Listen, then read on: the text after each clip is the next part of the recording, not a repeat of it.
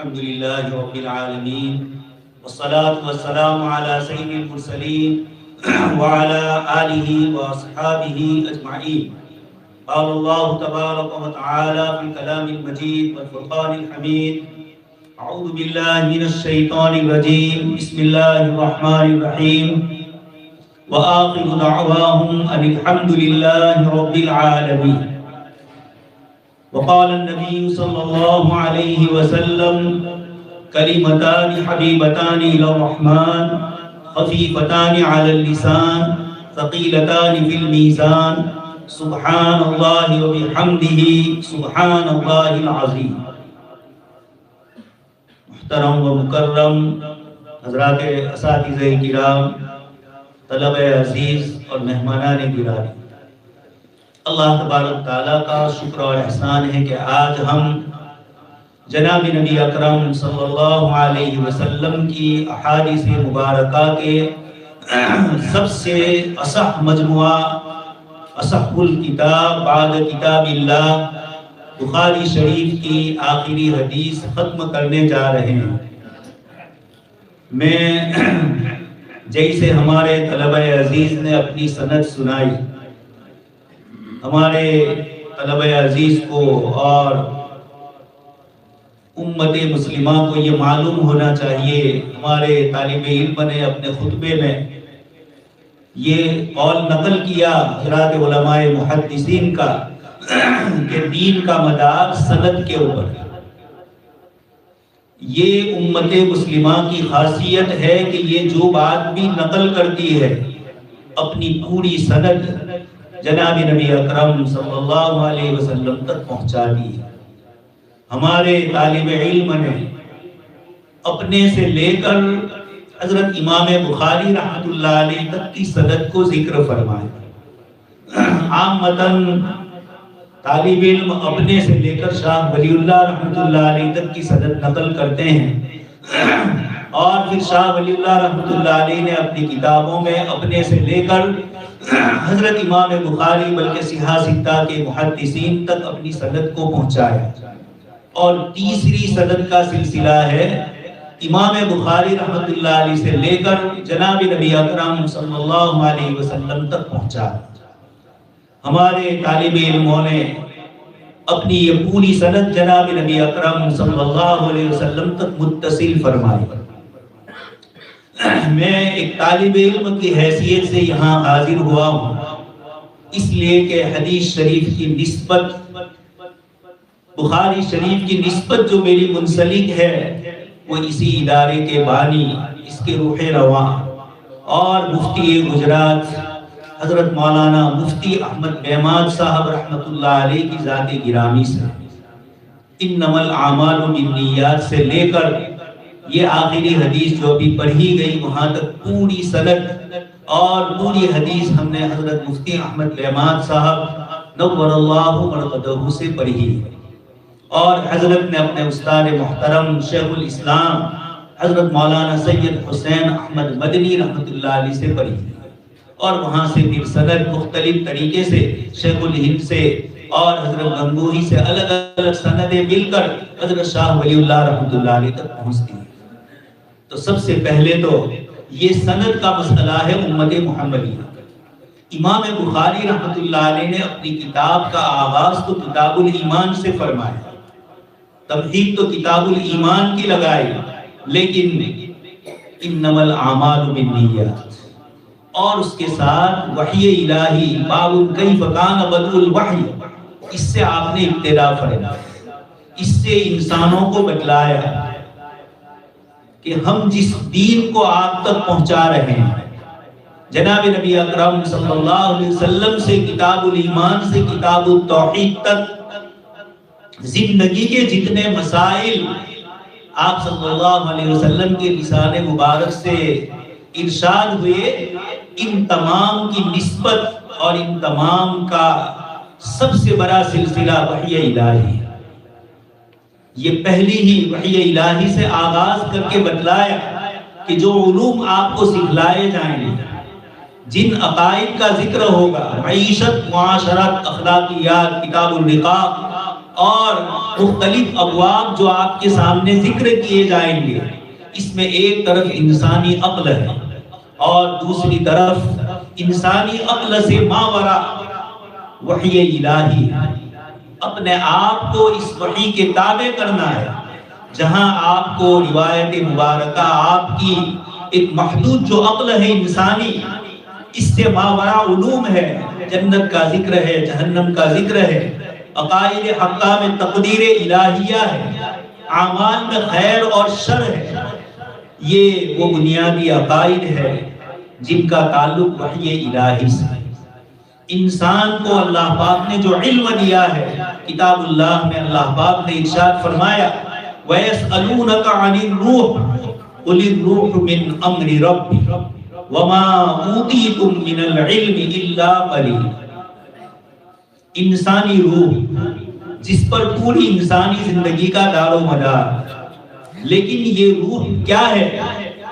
یہود کے کہنے پر مکہ کے مشرکین نے یہ اشکال کیا، یہ اعتراض کیا، اور اس کے جواب میں سورہ بنی اسرائیل میں اللہ تبارک تعالیٰ نے ارشاد فرمایا کہ یہ آپ سے روح کے متعلق سوال کرتے ہیں، آپ فرما دیجئے قُلِ الرُّوحُ مِنْ أَمْرِ رَبِّي، اس کا تعلق امر رب سے، یہ مادیت سے اور بھوتکتا کی چیزوں سے بنی ہوئی نہیں ہے، یہ امر رب ہے۔ انسانی جسم کے سارے اعضاء کو آگ، پانی، مٹی، ہوا اور دوسری جتنی بھی اللہ پاک نے مادیات کی چیزیں رکھی ہے، کیمیکلز رکھے ہیں، ان سب سے بنا ہوا ہے، لیکن قُلِ الرُّوحُ مِنْ أَمْرِ رَبِّي، روح یہ دنیاوی غذا اس کی نہیں ہے، یہ دنیاوی مادے سے بنی نہیں ہے، اور اسی لیے فرمایا ارجعی الی ربک یا ایتھا النفس المطمئنہ، اے پاکیزہ نفس، ارجعی الی ربک، تو واپس لوٹ۔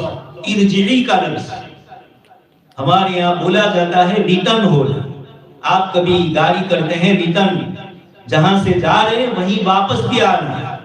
آیت کریمہ میں ارشاد فرمایا ارجعی الی ربک، اپنے پروردگار کی طرف واپس لوٹ، جہاں سے آئی تھی وہیں واپس جانا ہے۔ امر رب اور خلق رب، حضرت مولانا شبیر احمد عثمانی رحمۃ اللہ علیہ نے بہت تفصیل سے فوائد عثمانی میں امر رب اور خلق رب کو ذکر فرمایا ہے، وہ ہمارے عزیز طلباء اور علماء کرام کے پڑھنے کی چیز۔ مجھے صرف عرض کرنا ہے کہ یہ روح، یہ آتما انسانی سر سے لے کر پیر تک میں چھپی ہوئی، لیکن کس مادے سے بنی ہوئی؟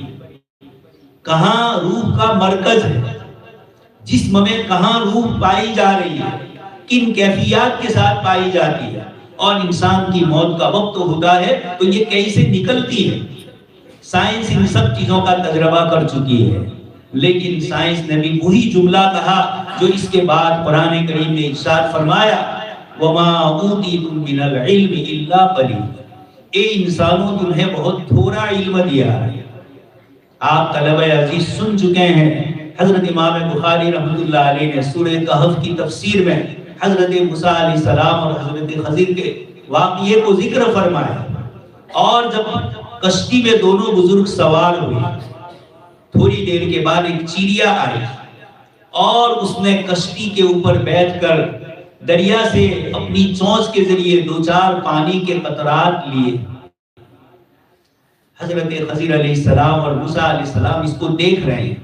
حضرت خضر علیہ السلام نے حضرت موسیٰ علیہ السلام سے فرمایا کہ اے موسیٰ، میرے اور آپ کے اور کائنات کی تمام مخلوق کا جو علم ہے وہ اللہ پاک کے علم کے مقابلے میں اتنا بھی نہیں ہے جتنا اس سمندر سے اس چڑیا نے دو چار قطرات پانی کے لیے، اور سمندر میں کوئی کمی نہیں ہوئی۔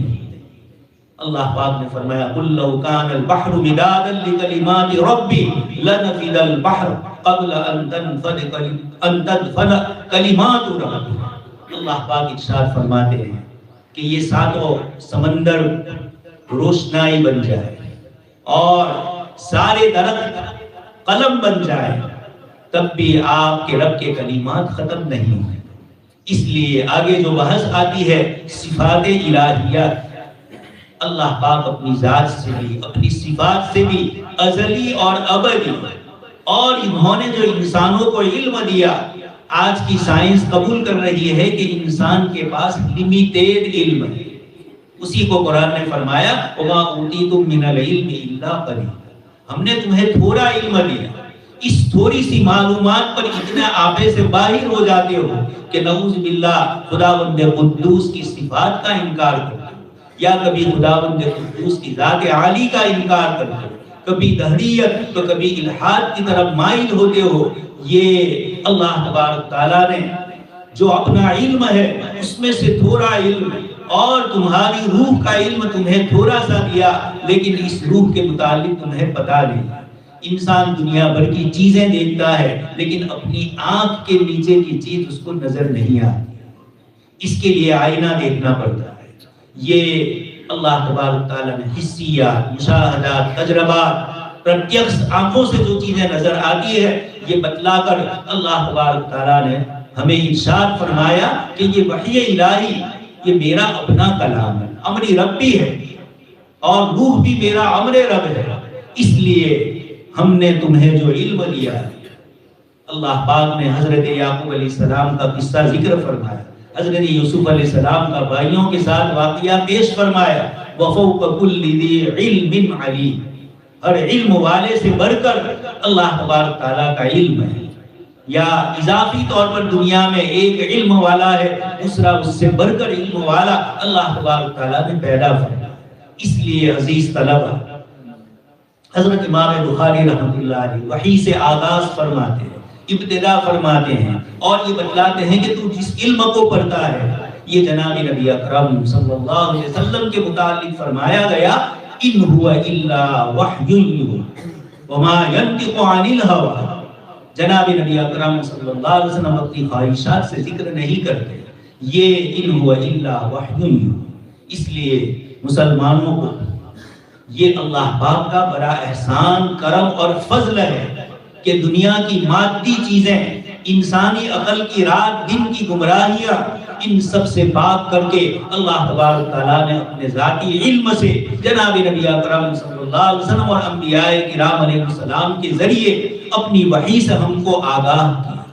اپنی چاہت والی چیزیں اور اپنی ناراضگی والی چیزیں، اوامر اور نواہی، ان دونوں چیزوں سے اللہ پاک نے انبیاء کرام علیہ السلام کے ذریعے ہمیں واقف کرایا۔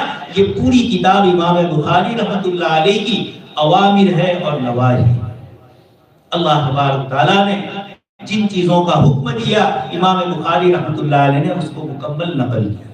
آپ جانتے ہیں حضرت امام بخاری رحمۃ اللہ علیہ نے اس علم کو حاصل کرنے کے لیے کیسی محنتیں فرمائیں، کس طریقے سے تقوی اور طہارت کے ساتھ آپ نے کتاب لکھی، کیسے اللہ تبارک تعالیٰ کی بارگاہ عالی میں دعائیں فرمائی، کتنا وسیع و عریض مطالعہ فرمایا۔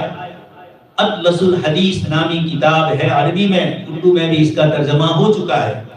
پورا اطلاس ذکر کیا ہے، نقشہ ذکر کیا ہے ہمارے ائمہ محدثین کا کہ اپنے وطن سے بخارا سے امام بخاری رحمۃ اللہ علیہ نکلے اور علم کے حصول کے لیے کہاں کہاں آپ پہنچے۔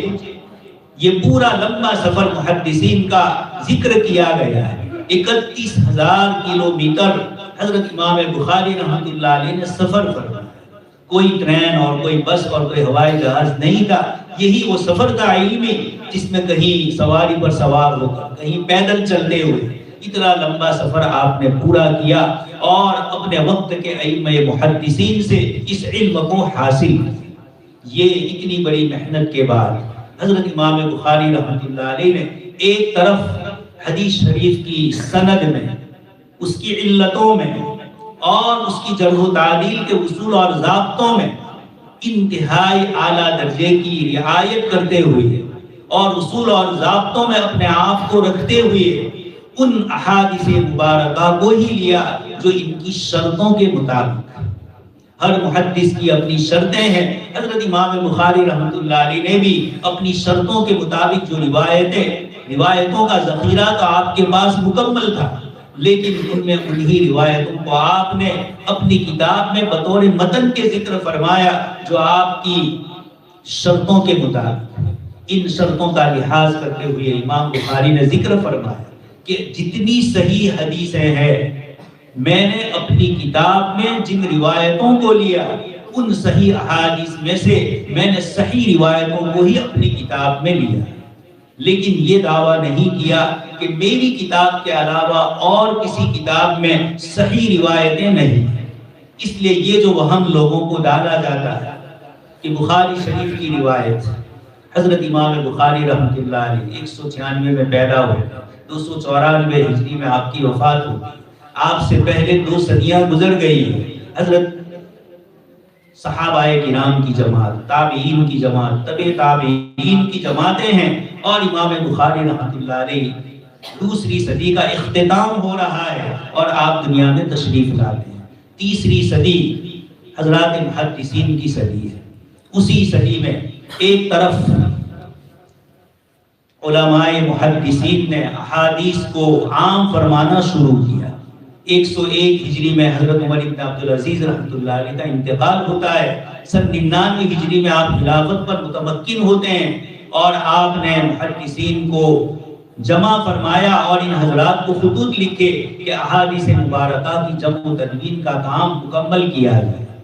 علامہ ابن شہاب زہری رحمۃ اللہ علیہ، عبد الرحمن مہدی اور اس طرح کے جتنے محدثین جہاں بھی تھے ان سب نے اس مجموعے کو جمع فرمایا۔ اسی دور میں ایک طرف احادیث مبارکہ لوگوں کے لیے حدثنا و اخبرنا سب سے بڑا امتیازی وصف سمجھا جاتا ہے۔ علم حدیث کا چرچا پوری ملت اسلامیہ میں عام تھا۔ اس کے بعد 132 ہجری میں خلافت بنو امیہ ختم ہوتی ہے، خلافت بنو عباسیہ قائم ہوئی۔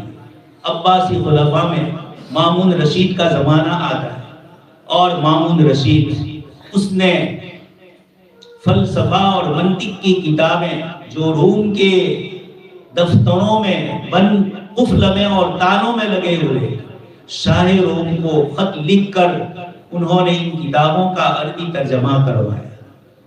شیخ الاسلام حافظ ابن تیمیہ رحمۃ اللہ علیہ فرماتے ہیں کہ اللہ تبارک تعالی مامون رشید کو معاف نہیں کریں گے کہ احادیث مبارکہ کا صاف شفاف چشمہ امت میں جاری تھا، اس نے منطق اور فلسفے کا گدلا پانی اس میں شریک کری۔ خیر یہ اللہ پاک کا نظام ہے، قیامت تک اس دین کو باقی رکھنا تھا اور منطق اور فلسفہ کو اپنا پورا زور لگانا تھا تاکہ علماء متکلمین کے ایک جماعت ان کے اس تمام فلسفیانہ دلائل کو رد کر دے۔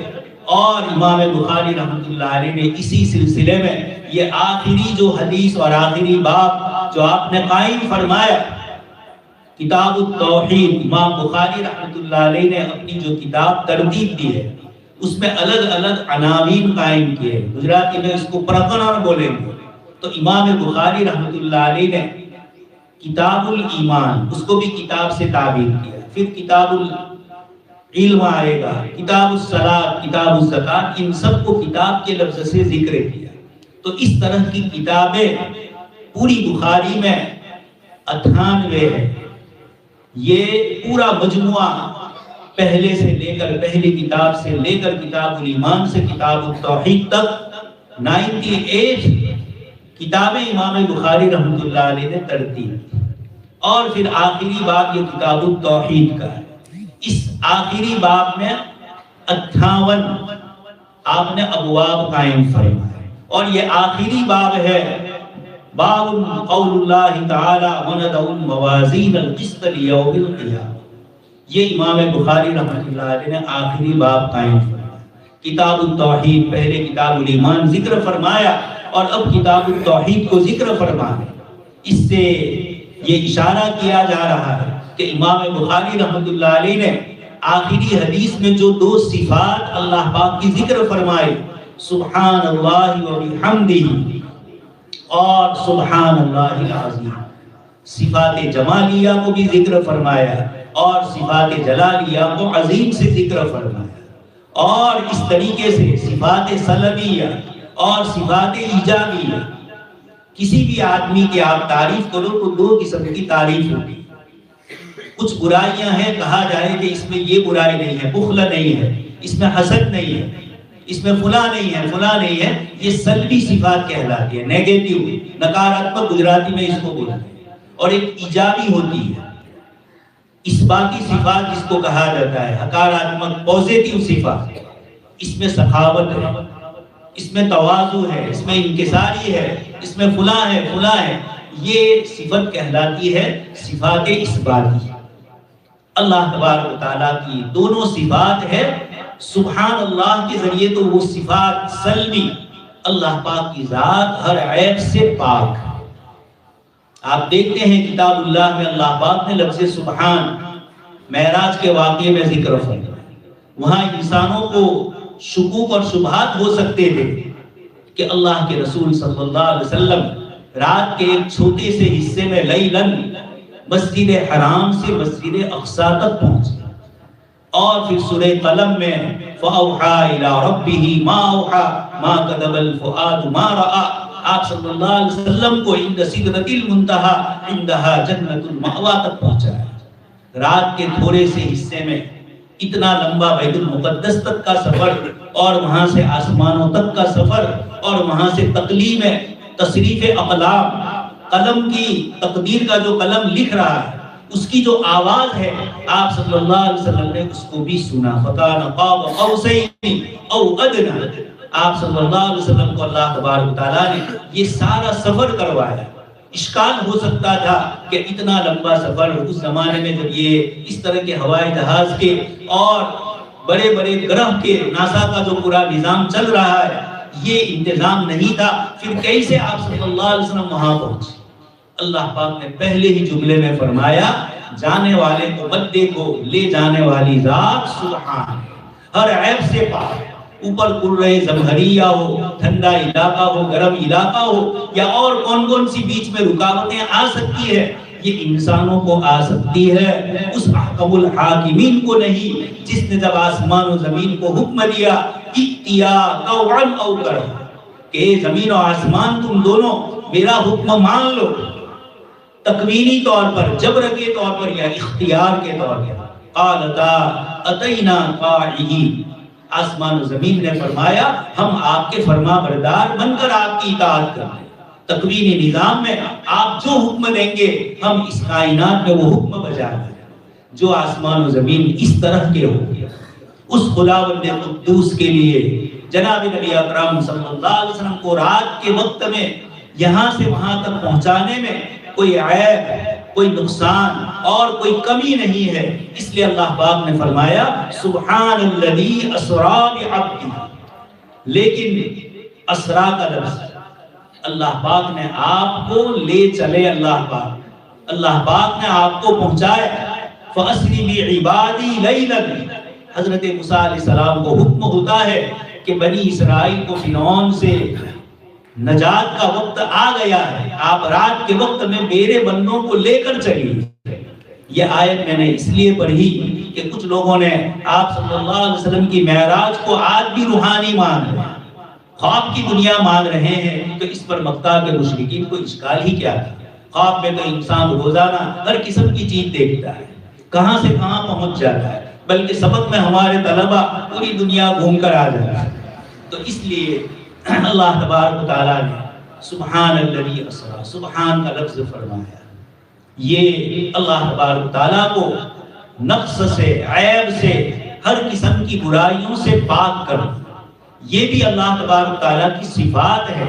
لیکن آگے اس کے بعد والی صفت الحمدللہ، الحمدللہ اثباتی صفت، اصول اور منطق کی کتابوں میں آپ پڑھ چکے ہیں المستجمع لجمیع الصفات والکمال، لفظ اللہ اس کا اشتقاق، اور پھر اس کے بعد ذکر کیا جاتا ہے کہ اللہ سبحانہ و تعالی تمام صفات کمالیہ کو مستجمع ہے، جمع کرنے والا ہے، اور اسی لیے شرح تہذیب میں یہ لفظ آیا فَكَانَ كَدَعْوَ الشَّيْءِ بِبَيِّنَةٍ وَبُرْهَانٍ، ایک چیز اپنے دعوے اور دلیل کے ساتھ پوری ہوتی ہے۔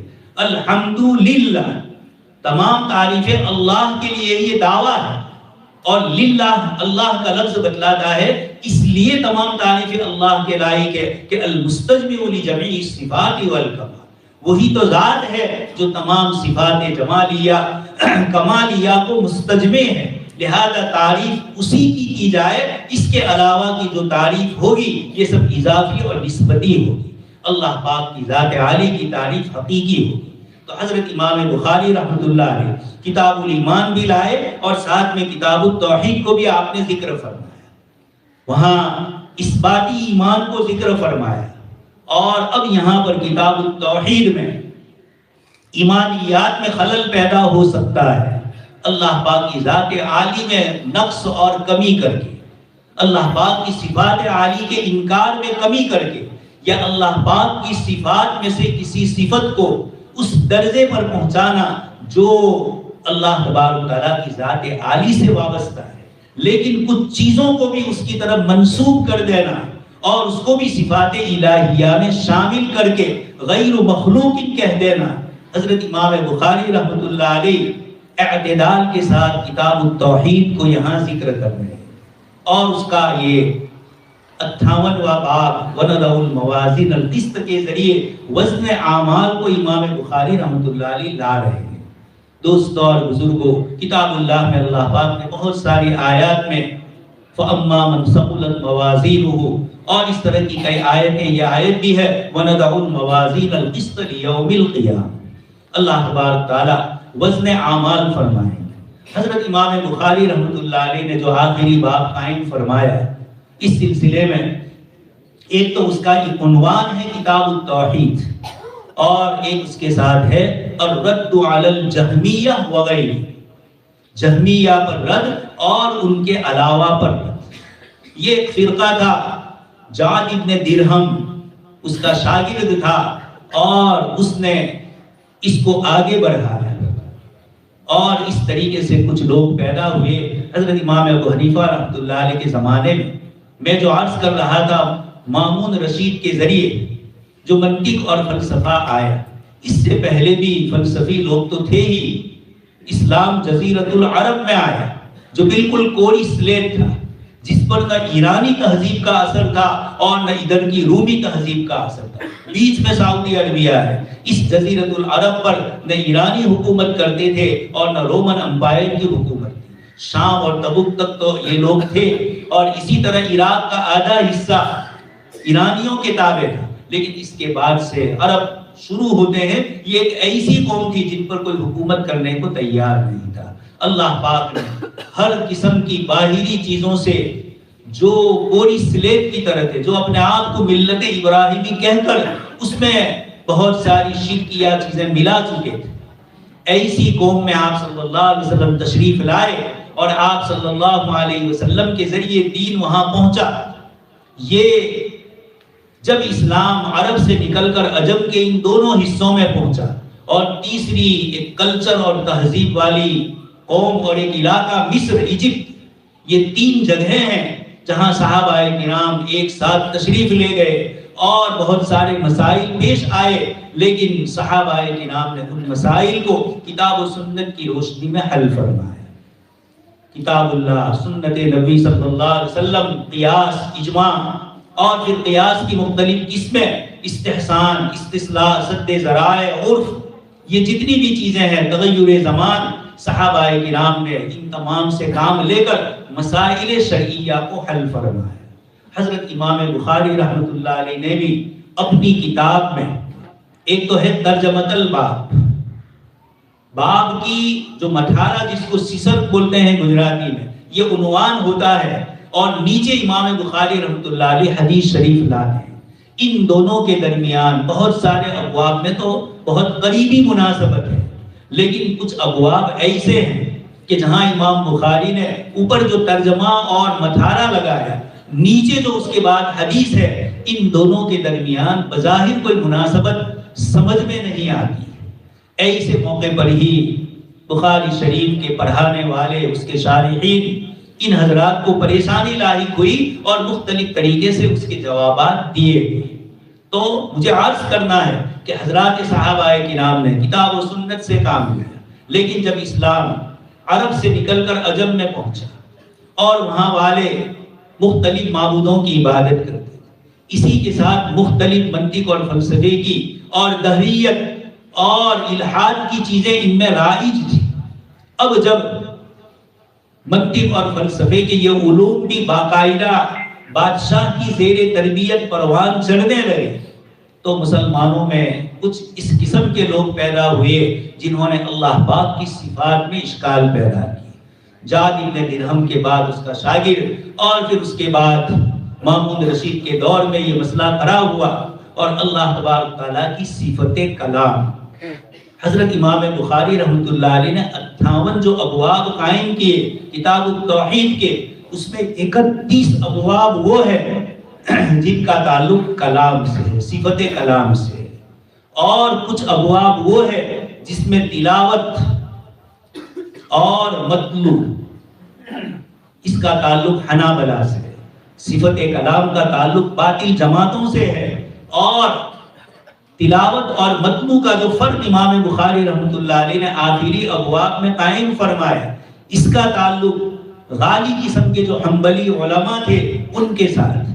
یہ امام بخاری رحمۃ اللہ علیہ اس آخری کتاب کے ذریعے ہم طلبہ عزیز کو یہ بتلانا چاہتے ہیں کہ آپ کے زمانے میں جو بھی باطل فرقے پیدا ہو، چاہے وہ کفر اور شرک، سیکولرزم، لبرلزم اور گلوبلائزیشن کی شکل میں آئے، چاہے وہ باطل فرقوں کی شکل میں آئے، چاہے وہ جناب نبی اکرم صلی اللہ علیہ وسلم کی نبوت پر اشکال اور اعتراض کی شکل میں، کہیں قادیانیت تو کہیں شکیلیت تو کہیں عیسیت کی شکل میں آئے، ان تمام کا آپ کو مقابلہ کرنا ہے۔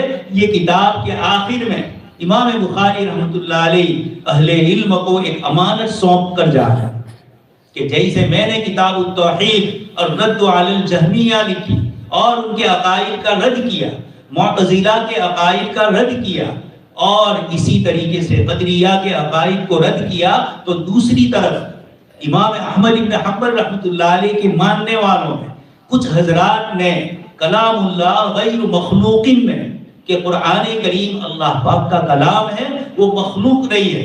حضرت امام بخاری رحمۃ اللہ علیہ نے ان حنابلہ علماء جنہوں نے ان قرآن جن پر لکھا گیا کاغذات پر، ان کاغذ کو بھی غیر مخلوق کہا، ان بتوں کو بھی، دفتین کو بھی انہوں نے کلام اللہ غیر مخلوق کہا، اس روشنائی کو بھی جس سے یہ نقوش لکھے گئے ان کو بھی، یعنی قرآن کریم کا نظم جس سے لکھا گیا اس کو بھی انہوں نے کلام اللہ غیر مخلوق کہا۔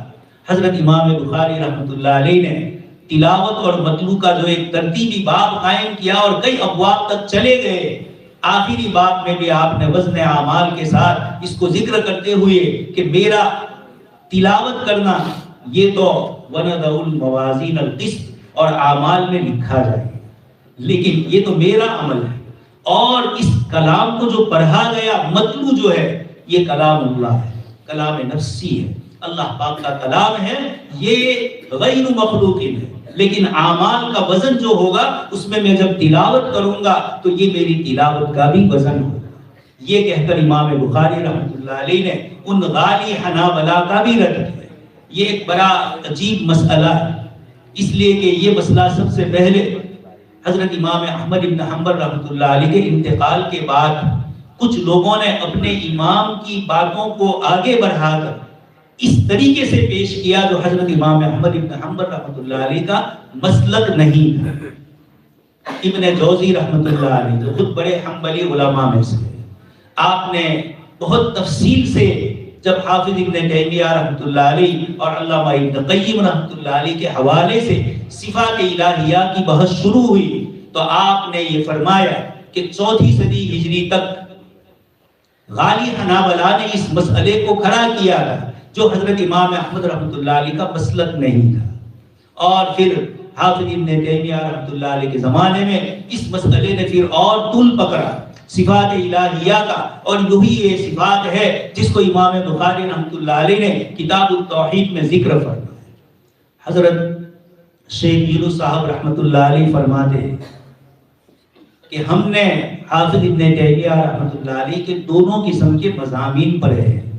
جو آدمی اعتدال پر ہوتا ہے اس سے دونوں فریق افراط و تفریط والے دونوں راضی نہیں، ہمارے گاؤں میں ایک صاحب نے مجھے کہا کہ آپ دیوبندی لوگوں میں ہی نئے نئے فرقے پیدا ہو، ہم لوگوں میں ہے؟ میں نے کہا نہیں ہوں گے، اس لیے کہ کوئی چیز ہو آپ کے پاس تو کوئی سمجھے۔ تو جو اعتدال والے ہوتے ہیں، علماء دیوبند پر غیر مقلدین بھی ناراض اور بریلوی حضرات بھی ناراض، ان کو ان کے مقصد کی نہیں مل رہی ہے، ان کو اپنے مقصد کی نہیں، اور قدر مشترک پھر کسی چیز میں دونوں جمع ہو جائے۔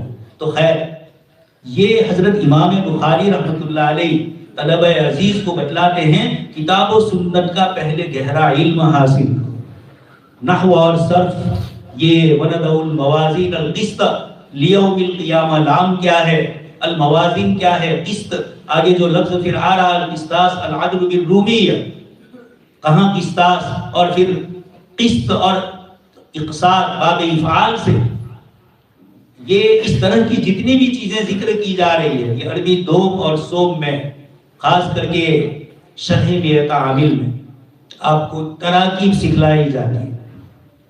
ترکیب کے ذریعے طالب علم عربی زبان کا گرامر اور اس کا جو نحو ہے اور صرف ہے یہ بہت وسیع ہے۔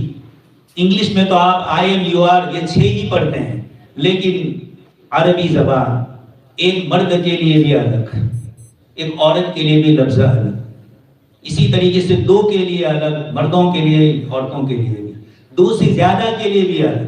ہماری گجراتی زبان میں ایک وچن اور بہو وچن، لیکن عربی زبان 1 کے لیے الگ، 2 کے لیے الگ، 2 سے زیادہ کے لیے الگ، اور پھر مردوں کے لیے الگ، عورتوں کے لیے الگ۔ اس لیے ہمارے طلباء کو صیغے یاد کرنے میں لمبا مشکل ہوتی ہے، اور پھر اس کے بعد ان صیغوں میں کوئی حروف علت آ گئے تو ان کی تعلیل ہوئی، وہ حرف یہاں سے حذف ہے، پتہ ہی نہیں کہ حروف اصلی کون ہے، یہ ساری پہچان کرنی پڑتی ہے۔ یہاں ہمارے شراح نے ان بحثوں کو بھی ذکر کیا ہے، لیکن یہ عربی دوم، عربی سوم میں، قافیہ میں اور اس طرح کی جو نحو کی کتابیں ہیں، صرف کی تعلیلات ہے، اس میں یہ اشکالات آ جاتے ہیں۔ اور اسی طرح قرآن کریم کا ترجمہ جب پڑھایا جاتا ہے تو لغات بتلائی جاتی ہے، اور اس کے ساتھ ساتھ واحد جمع اور پھر اس کی ترکیب بتلائی جاتی ہے۔ تو یہ وہ سارے اشکالات جو یہاں محدثین نے ذکر کیے ہیں، عوام الناس کی رعایت کرتے ہوئے میں ان چیزوں کو یہاں ذکر نہیں کر رہا ہوں، لیکن امام بخاری رحمۃ اللہ علیہ نے وزن اعمال کے ذریعے ہمیں بتلایا انما الاعمال بالنیات سے، تو اپنی نیتیں درست کرو۔ پہلے ہی دن امام بخاری نے طالب علم کو نیت درست کرنے کا فرمایا۔ ہمارے شیخ الحدیث صاحب نے چند منٹوں میں بہت قیمتی باتیں ہمیں فرمائیں، اور دل کی جو بیماریاں ہیں اس کی طرف اشارہ فرمایا، اس لیے کہ آپ کا تعلق بھی دل کے روحانی حکیم کے ساتھ وابستہ ہے۔ اس لیے دل کے جو چور دروازے ہوتے ہیں، خواہشات نفسانی جو ہوتی ہے اور ہوائے نفسانی میں انسان کہاں کہاں پہنچ جاتا ہے۔ حضرت علامہ شاطبی رحمۃ اللہ علیہ فرماتے ہیں انبیاء کرام علیہ السلام ہدایت لے کر آئے اور شیطان ہوا لے کر آئے، اور اَيْنَ مَنِ اتَّخَذَ إِلَٰهَهُ هَوَىٰ، اپنی خواہش، اپنا معبود جس نے اپنی خواہش کو بنا دیا۔ حضرت امام غزالی رحمۃ اللہ علیہ فرماتے ہیں کہ ہر وہ چیز جو تجھے اللہ سے غافل کر دے فَهُوَ الصَّنَمُ، وہی تیرا معبود۔ آج عشق کی دنیا میں صنم معشوقہ کے لیے بولا جاتا ہے، یہ بھی ایک صنم ہی ہے، اور اسی طریقے سے ظاہری اعتبار سے جن چیزوں کو صنم سمجھا ہے، حتیٰ کہ حضرت مولانا مسیح اللہ خان صاحب رحمۃ اللہ علیہ فرماتے ہیں کہ آدمی ایک ہی جگہ پر نماز پڑھنے کا عادی ہو جائے اور اس کو وہ جگہ چھوڑ کر دوسری جگہ میں لذت نہ آئے، اور یہ کہے کہ ادھر نماز پڑھی تو مجھے لذت نہیں آئی، حضرت فرماتے ہیں یہ بھی جگہ کی عبادت ہو رہی۔ اس لیے یہ نفس اور یہ جو روحانیت کا مسئلہ ہے، آپ سن چکے ہیں شیطان ہر وقت ہمارے دل کے ساتھ لگا ہوا ہے، ذرا اس کو عبادت سے غافل، ذکر اللہ سے غافل پاتا ہے تو جیسے مچھردانی سے باہر انتظار میں ہے کہ آپ کا جسم کا کوئی حصہ ادھر چلا جائے اور وہ دنک لے، شیطان اس سے زیادہ سریع ہے، اس سے زیادہ تیز رفتار ہے، اور وہ قلب پر حملہ کر دیتا ہے۔ اسی لیے شاہ عبد القادر جیلانی رحمۃ اللہ علیہ نے فرمایا جب تجھے عبادت کا جی چاہے، دل یہ چاہ رہا ہے کہ میں تلاوت کروں، میں ذکر کروں، تو فوراً شروع کروں، 2-4 منٹ میں نامعلوم شیطان کس وقت وسوسہ ڈال دے اور اس عبادت سے آپ غافل ہو جائیں۔ اس لیے یا مصرف القلوب صرف قلوبنا علی طاعتک، یا مقلب القلوب ثبت قلوبنا علی دینک. یہ جو قلب کی ان قلوب العباد بین اصبع الرحمن، آپ صلی اللہ علیہ وسلم فرماتے ہیں بندوں کے دل رحمان کی انگلیوں کے درمیان. یہ بھی متشابہات میں سے.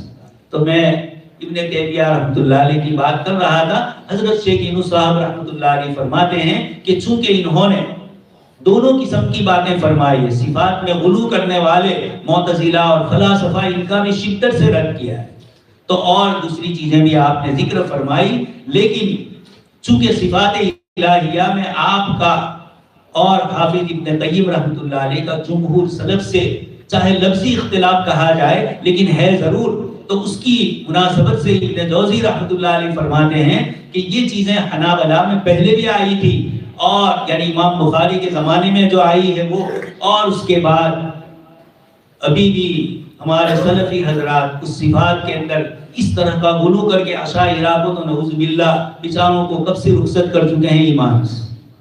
ماتریدیہ ہم لوگ تھوڑے رہ گئے ہیں تکوینی صفات کی بنیاد پر، اور دوسری صفات کی بنیاد پر حضرت امام بخاری رحمۃ اللہ علیہ اعتدال سکھلا رہے ہیں. نہ اس طرح کا افراط ہو نہ تفریط ہو. اور یہ بھی بتلایا امام بخاری رحمۃ اللہ علیہ. دوستوں اور بزرگوں، جناب نبی اکرم صلی اللہ علیہ وسلم کی یہ احادیث مبارکہ اور آپ کی تعلیمات، امام بخاری رحمۃ اللہ علیہ نے اس کو الفاظ کے ساتھ بڑی محنت سے حاصل کیا. بڑے بڑے رواد کے پاس گئے، ان سے علم لیا اور راویوں کے احوال سے بہت زیادہ واقف تھے. یہ تو امام مسلم اور دیگر محدثین نے بھی کیا، لیکن امام بخاری رحمۃ اللہ علیہ کو اللہ پاک نے وہ حافظہ عطا فرمایا، وہ ذہن عطا فرمایا تھا، وہ باریکیاں اور لطافتیں عطا فرمائی تھی کہ آپ جب ایک حدیث کو لیتے تھے اور حدیث شریف سے مسائل مستنبط کرتے تھے تو عجیب و غریب قسم کے مسائل اللہ پاک نے آپ کو جو علوم سے نوازا. اسی لیے کچھ علماء نے فرمایا کہ امام ابو حنیفہ رحمۃ اللہ علیہ حدیث کی طرف جا رہے تھے، فقہ کی طرف چلے گئے. امام بخاری رحمۃ اللہ علیہ فقہ کی طرف جا رہے تھے لیکن حدیث شریف کی طرف مائل ہوئے. لیکن پوری بخاری فقہیات سے بڑی ہے. ایک تو ترجمۃ الابواب یہ تو ہے ہی، اس کے ساتھ امام بخاری رحمۃ اللہ علیہ کا طریقہ استدلال کہ آپ کس طریقے سے مسائل کو کتاب اور سنت سے مستنبط کرتے ہیں. کتاب اللہ کی آیات کثرت سے امام بخاری نے ذکر فرمائے. یہ ہمارا آخری باب، اس میں بھی وَنَضَعُ الْمَوَازِينَ الْقِسْطَ کے ذریعے علماء محدثین کو فرمایا کہ کتاب اللہ کی تفسیر سے غافل مت رہنا.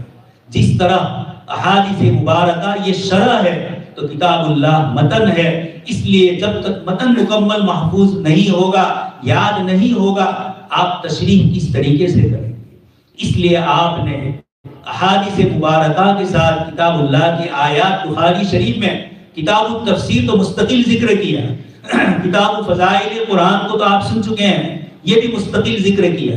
لیکن اس کے ساتھ مختلف ابواب کے مناسب جو آیتیں آئی، کتاب البیوع میں بھی چل رہے ہیں، کتاب الاجارہ میں بھی چل رہے ہیں، کتاب الشفاء میں بھی چل رہے ہیں، ہر جگہ پر اخلاقیات کی بحث میں بھی کتاب اللہ کے آیات پیش کر رہے ہیں. ایک طرف وہ تفسیر بھی پیش کرتے ہیں اور دوسری طرف تفسیر میں کوئی چیز ایسی ہے جو عام محدثین اور مفسرین نے لکھی ہے لیکن وہاں کوئی اور چیز ہوتی ہے، امام بخاری رحمۃ اللہ علیہ اس کو بھی ذکر فرماتے ہیں. تو اس لیے امام بخاری رحمۃ اللہ علیہ نے یہاں آیت پیش کر کے مجھے اور آپ کو بتلایا الموازین القسط لیوم القیامہ، قیامت کے دن وزن اعمال ہوگا. کتاب اللہ کی آیات سے وزن اعمال کا عقیدہ ثابت ہوتا ہے. فَأَمَّا مَنْ خَفَّتْ مَوَازِينُهُ ثَقُلَتْ مَوَازِينُهُ، اس سے ترازو بھی ثابت ہوتا ہے. یہاں موازین جمع کا صیغہ ذکر فرمایا. اللہ پاک کسی چیز کے محتاج نہیں ہے.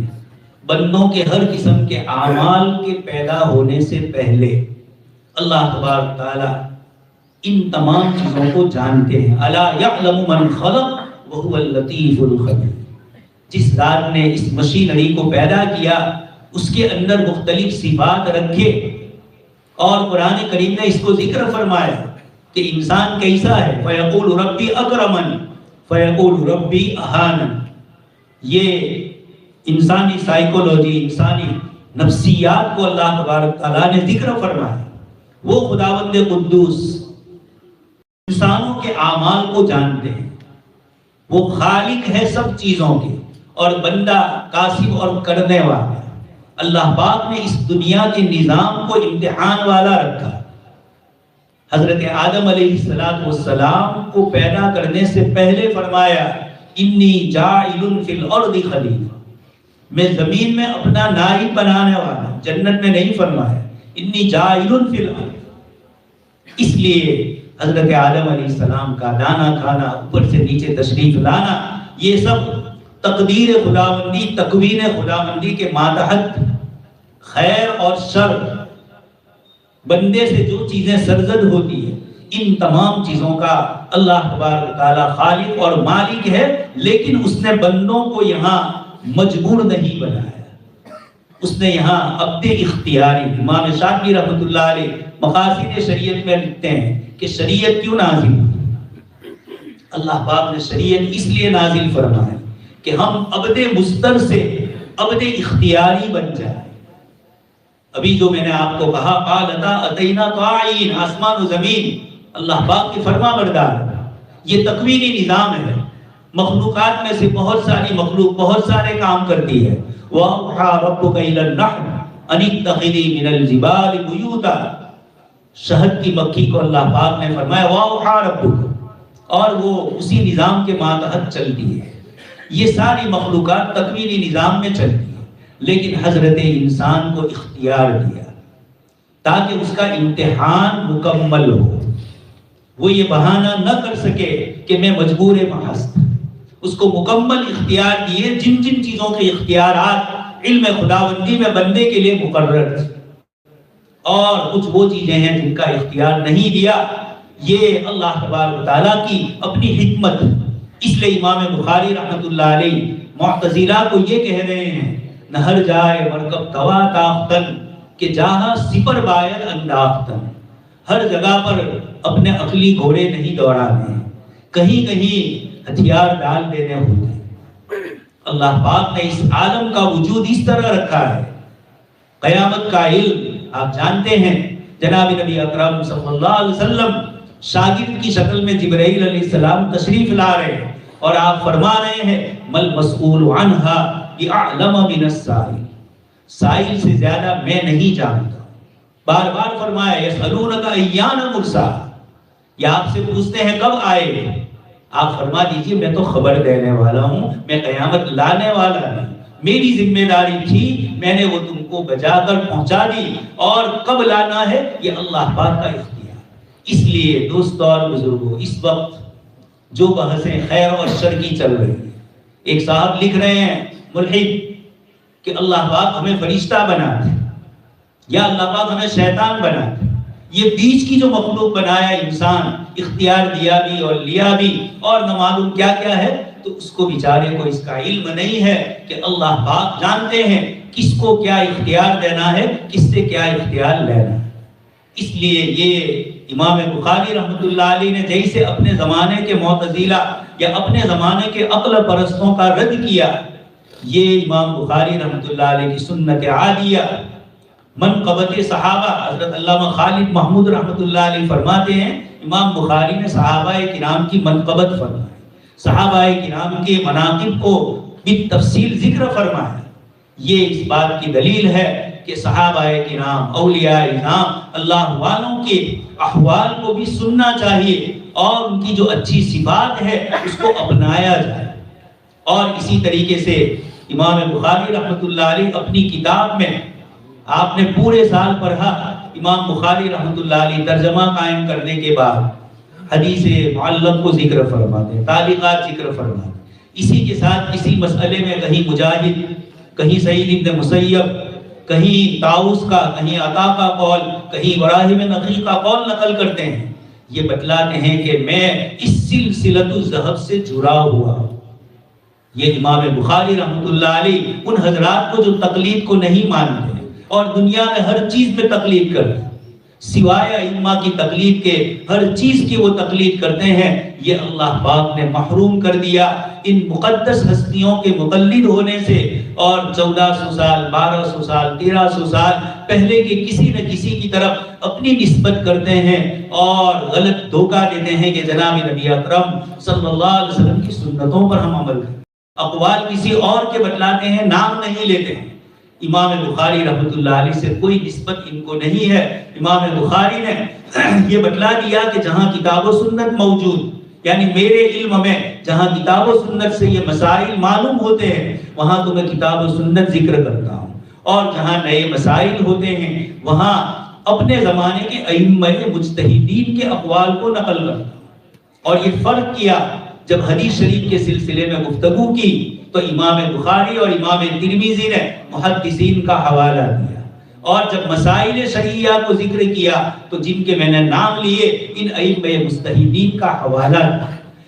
یہ امام بخاری رحمۃ اللہ علیہ فرمانا چاہتے ہیں بِكُلِّ فَنٍّ رِجَالٌ، ہر فن میں کوئی آدمی مخصص ہوتا ہے، اس کی بات قابل اعتبار ہوتی ہے۔ حتیٰ کہ امام ترمذی رحمۃ اللہ علیہ شاگرد ہے امام بخاری کے، لیکن حدیث شریف کے رجال کے سلسلے میں جب گفتگو کرتے ہیں تو امام ترمذی فرماتے ہیں سألت محمد بن اسماعیل، میں نے حضرت محمد ابن اسماعیل البخاری کو فلاں راوی کے متعلق پوچھا، فلانی روایت کے متعلق پوچھا۔ مسائل شرعیہ میں نہ خود تقلید کی اپنے استاد امام بخاری رحمۃ اللہ علیہ، ترجمۃ الباب قائم کرنا ایک بڑا مشکل تھا۔ امام ترمذی رحمۃ اللہ علیہ نے عوام الناس کی سہولت کے لیے اپنی کتاب کو عام فرمایا۔ خیر، تو امام بخاری رحمۃ اللہ علیہ ہم سب کو وزن اعمال کی طرف متوجہ کر رہے ہیں۔ وَأَنَّ أَعْمَالَ بَنِي آدَمَ وَقَوْلَهُمْ يُوزَنُ، اور اقوالهم توزن، بنی آدم کے اعمال اور ان کے اقوال، ان کی زبان سے نکلی ہوئی باتوں کا وزن کیا جائے گا۔ یہ جملہ حضرت امام بخاری رحمۃ اللہ علیہ ہمیں فرماتے ہیں۔ حضرات محدثین میں سے کچھ حضرات نے کہا صحائف کا وزن ہوگا، وہ صحیفے نامہ اعمال جو لکھے گئے ان کا وزن ہوگا۔ کچھ حضرات نے کہا کہ خود صاحب اعمال کا وزن ہوگا۔ مختلف روایتوں سے مختلف اشارے ملتے ہیں، لیکن امام بخاری رحمۃ اللہ علیہ نصوص کی عبادت کو پکا کرنے کے لیے فرماتے ہیں کہ جب اللہ پاک نے اعمال کے وزن کے متعلق فرمایا تو وَأَنَّ أَعْمَالَ بَنِي آدَمَ، صاحب اعمال یا صحائف کا وزن نہیں، بلکہ میں ان محدثین میں سے ہوں جن کے یہاں تعویل نہیں ہوتی، جن کے یہاں استنباط اس وقت ہوتا ہے جب اس کی ضرورت ہو۔ نصوص جب موجود ہے تو پھر اس کے بعد استنباط کی ضرورت قیاس کی مظہر ہے، وہ مثبت نہیں ہوتا ہے، اس لیے اس کی ضرورت بعد میں ہوتی ہے۔ یہ دین اسلام میں ایک ترتیب ہے۔ حضرت امام بخاری رحمۃ اللہ علیہ اور دیگر محدثین نے کتاب و سنت میں عبارت النص کو بھی لیا، اشارہ کو بھی لیا، اقتضاء اور دلالت کو بھی لیا، اور بیان کی مختلف قسموں کو بھی ذکر فرمایا۔ تو یہاں اعمال بنی آدم کے لفظ سے بتلا دیا کہ بنی آدم کے اعمال ہی کا وزن ہوگا۔ اب اس عمل میں امام بخاری کا اپنا عمل، یہ پوری کتاب آپ مرتب فرمائی آپ نے، اور پہلے دن سے فرما دیا کہ میری نیت حدیث شریف میں ہے کہ آدمی علم حاصل کرے تاکہ علماء کے درمیان یتباہی بہی العلماء، علماء پر فخر کر سکے، اپنے آپ کو بڑا عالم کہا جا سکے، لوگوں کی نگاہ میں بڑا بنوں یا لوگ مجھے بڑا سمجھے۔ یہ ایک قسم کی جو بیماری ہوتی ہے بزرگوں کے یہاں، ان کی جوتیاں سیدھی کر کے سب سے بڑی چیز جو حاصل ہوتی ہے وہ یہی تواضع اور انکساری حاصل ہوتی ہے۔ حاجی امداد اللہ رحمۃ اللہ علیہ فرماتے ہیں ہر بیماری کی جڑ تکبر۔ حضرت شیخ نے ام الامراض کتاب لکھی بیماریوں کی ماں، اور تکبر کو ہی بدلا ہے۔ مال کا تکبر، علم کا تکبر۔ اصحاب کہف کے واقعے میں اللہ پاک نے 4 واقعات میں سیدنا موسیٰ علیہ السلام اور حضرت خضر کے واقعے کو ذکر کر کے یہ بتلا دیا کہ علم کی طلب حضرت موسیٰ علیہ السلام کو کیسے ہوئی، عالم الناس تو کہہ دیا، لیکن اللہ پاک نے فرمایا ہمارا ایک بندہ مجمع البحرین پر ہے۔ یہ نہیں فرمایا کہ آپ وہاں جائیے، بس یہی اشارہ فرما دیا، اور حضرت موسیٰ علیہ السلام نے اس کی طلب بتلائی، پھر اللہ پاک کی طرف سے اس کے اشارے مچھلی والے کیے گئے اور آپ وہاں پہنچے، اور اللہ پاک نے ان علوم تکوینیہ جس کا تعلق براہ راست قضاء اور قدر سے ہے، اس کا ہلکا سا موسیٰ علیہ السلام پر اللہ پاک نے واشگاہ اس کو کھول دیا۔ اسی لیے بخاری شریف میں آپ سن چکے ہیں کہ آپ صلی اللہ علیہ وسلم نے فرمایا کاش کہ موسیٰ علیہ السلام تھوڑا زیادہ صبر کر لیتے تو اور بھی اللہ تبارک تعالیٰ کے تقویری امور، تقدیری جو معاملات ہے وہ ہمارے سامنے کھل جاتے اور ہم سمجھتے کہ کبھی آسان تکرہوا شیئا وہو خیر لکم، کوئی چیز تمہیں تکلیف دہ محسوس ہوتی ہے۔ اس لیے عزیز طلبہ اور اساتذہ کرام، یہ آیت اس ادارے کو بھی اللہ پاک کی طرف سے متوجہ کر رہی ہے کہ حالات آنا جس مصنف کی کتاب پڑھی جا رہی ہے ان پر سب سے زیادہ حالات آئے۔ آج ہم خوشی اور فخر سے امام بخاری کا نام لے رہے ہیں، لیکن خود امام بخاری کا زمانہ اور آپ کو جو واسطہ پڑا، ایک جگہ سے دوسری جگہ بھی پہنچ نہیں رہے ہیں، اس سے پہلے ماحول ان کے خلاف تیار ہو جاتا ہے۔ وہاں جاتے ہیں، دوسری جگہ پکڑتے ہیں، وہاں کا ماحول اس سے پہلے خراب کیا جاتا ہے۔ یہ اللہ پاک کا ایک نظام ہے جو شیخ سعدی فرماتے ہیں کہ جس درخت پر پھل ہوتے ہیں اسی پر پتھر لگایا جاتا ہے۔ تو اللہ تبارک تعالیٰ نے عسیٰ ان تکرہوا شیئا وہو خیر لکم، موسیٰ علیہ السلام نے تختہ دیکھا کہ ٹوٹ رہا ہے، پاتیاں نکال رہے ہیں حضرت خضر علیہ السلام، اور فرمائے کیا کر رہے ہیں؟ حضرت خضر تو خاموش رہے، اس لیے کہ آگے ہے یہ میں اپنی طرف سے نہیں کہہ رہا تھا، ذالک تأویل ما لم تسطع علیہ صبرا، اور فرمایا کہ میری طرف سے ہے۔ تو دنیا میں ہمیں بہت سی مرتبہ کبھی حالات ناخوشگوار نظر آئیں گے، لگ رہا ہوگا کہ جیسے یہ پتیاں ادھر رہا ہے اس طرح ہمارا کوئی نقصان ہو رہا ہے، لیکن نتیجتاً فائدہ ہے کہ وہاں وَكَانَ وَرَاءَهُم مَلِكٌ يَأْخُذُ كُلَّ سَفِينَةٍ غَصْبًا۔ اس لیے بڑے نقصان سے بچانے کے لیے اللہ تبارک تعالیٰ کبھی چھوٹے نقصانات سے بندے کو متوجہ کرتے ہیں، متنبہ کرتے ہیں، اپنی طرف متوجہ فرماتے ہیں۔ یہ بھی عجیب معاملہ ہے، بندہ ذکر نہیں کرتا ہے، حالات آ جاتے ہیں تو پھر اتنا ذکر کرتا ہے کہ گویا اسٹاک جو باقی تھا اللہ پاک اس کو پورا کروا دیتے ہیں۔ یہ عجیب و غریب قدرت کا نظام ہے، ہم چاہے نہ چاہے اللہ پاک ہمیں اپنی طرف متوجہ کرتے ہیں۔ اس لیے عزیز طلبہ اور حضرات اساتذہ کرام منتظمین، یہ اس شخص کا لگایا ہوا پودا ہے جس کے متعلق مشہور تھا قلندر گوید دیدہ۔ حضرت مفتی احمد بیمان صاحب رحمۃ اللہ علیہ استاد محترم، ان کے متعلق فلاح دارین میں اور جامعہ تعلیم الدین دابیل میں مشہور تھا، وہ شیخ المشکات کہلاتے تھے۔ 17 سال یا 19 سال تک آپ نے جامعہ تعلیم الدین دابیل میں مشکات پڑھائی، اس کے بعد بخاری شریف فلاح دارین میں آپ نے پڑھائی۔ قلندر گوید دیدہ گوید آپ کے متعلق مشہور تھا، اور آپ کے سبق میں شیخ الاسلام کو تو ہم لوگوں نے نہیں دیکھا لیکن ان کے درس کی جھلک نظر آتی تھی۔ شیخ الاسلام حضرت مولانا سید حسین احمد مدنی رحمۃ اللہ علیہ، سبق آخری حدیث جب ہم نے ان سے پڑھی اور پھر اس کے بعد کہا کہ حضرت کچھ مستقبل کی زندگی کے لیے نصیحت کیجیے، تو حضرت مفتی احمد بیمار صاحب رحمۃ اللہ علیہ نے معاملات کے مسائل ذکر فرمائے۔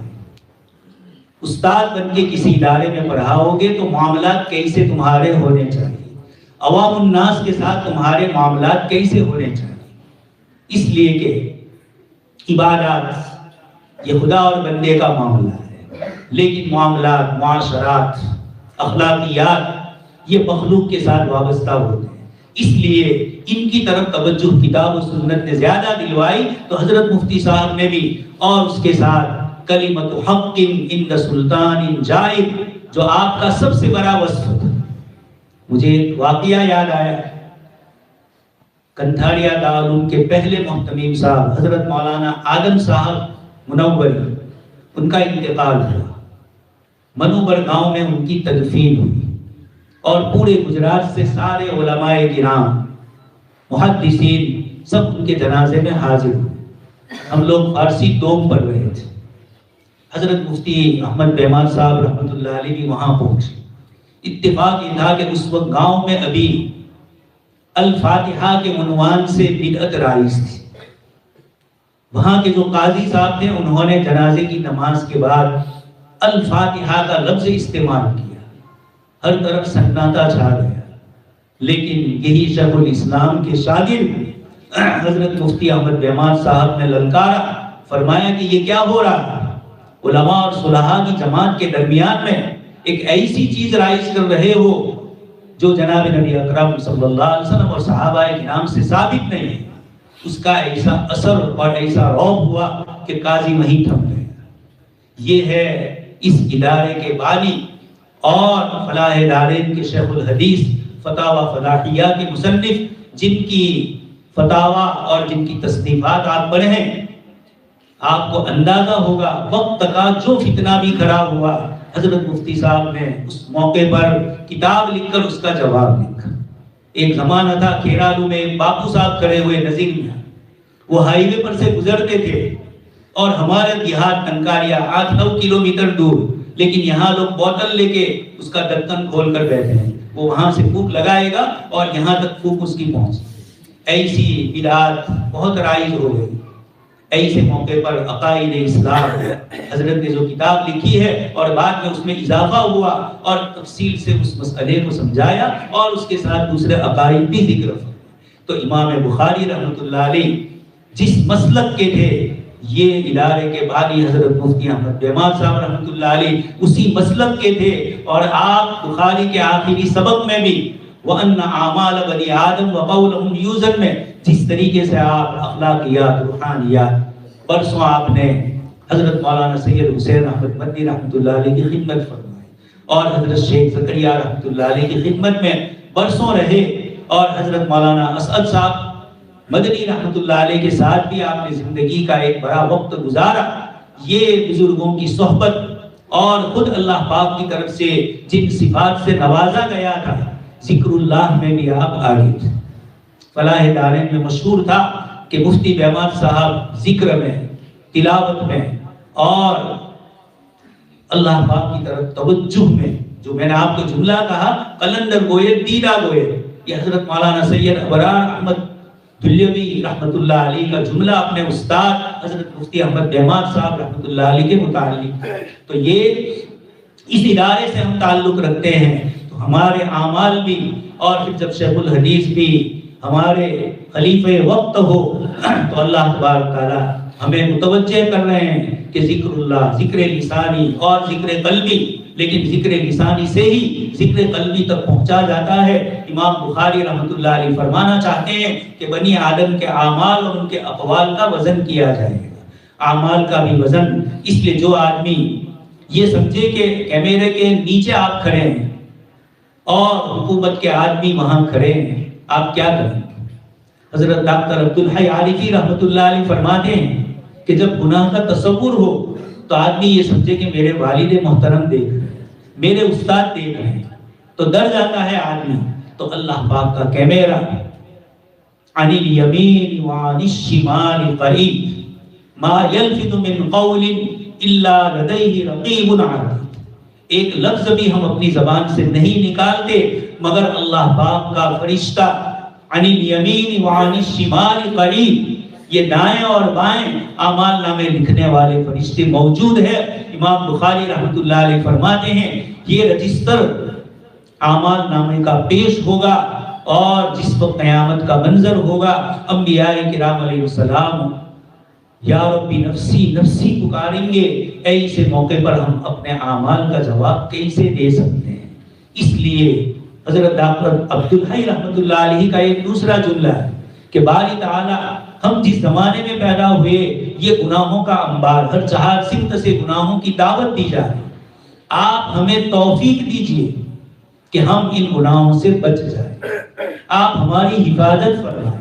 حضرت یونس علیہ السلام نے مچھلی کے پیٹ میں دعا کی، اس اندھیرے سے نجات کی، تو باری تعالی آپ بھی ہمیں گناہوں کی اندھیریوں سے بچائیں۔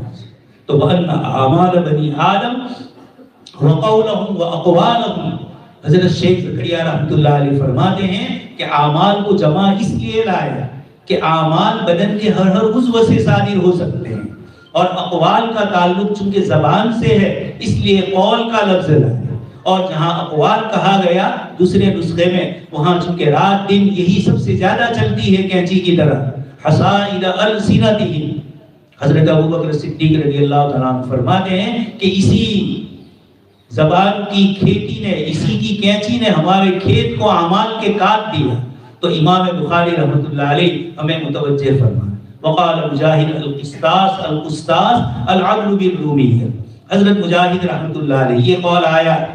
امام بخاری رحمۃ اللہ علیہ تفسیر میں بھی، حدیث شریف میں بھی اور مسائل کے استنباط میں بھی ائمہ مجتہدین کے اقوال لا کر اپنے آپ کو ان کے تابع کر رہے ہیں، ان کے مقلد بنا رہے ہیں. القسطاس العدل بالرومیہ، رومی زبان میں قسطاس کا لفظ اس کا معنی ہوتا ہے عدل اور انصاف.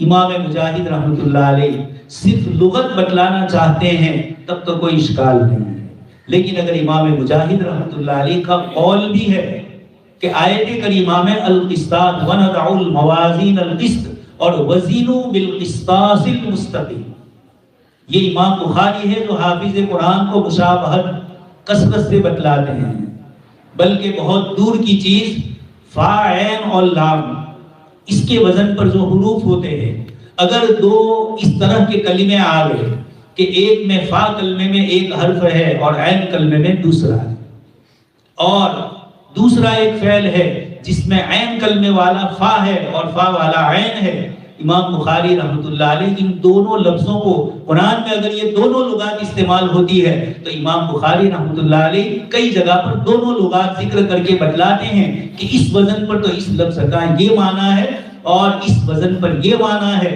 تو آیت کریمہ کے اس لفظ کو اس وزن پر سمجھ، دوسرے وزن کا اشتباہ نہ ہو جائے. خاص کر کے تعلیل جن افعال کی ہوتی ہے وہاں طالب علم کو فاعل اور لام کا پتہ نہیں ہوتا ہے، امام بخاری رحمۃ اللہ علیہ اس کی طرف اشارہ ہے. اس لیے یہاں جو آگے اشکال ہوتا ہے وَيُقَالُ الْقِسْطُ مَصْدَرُ الْمُقْسِطِ وَهُوَ الْعَادِلُ وَأَمَّا الْقَاسِطُ فَهُوَ الْجَائِرُ.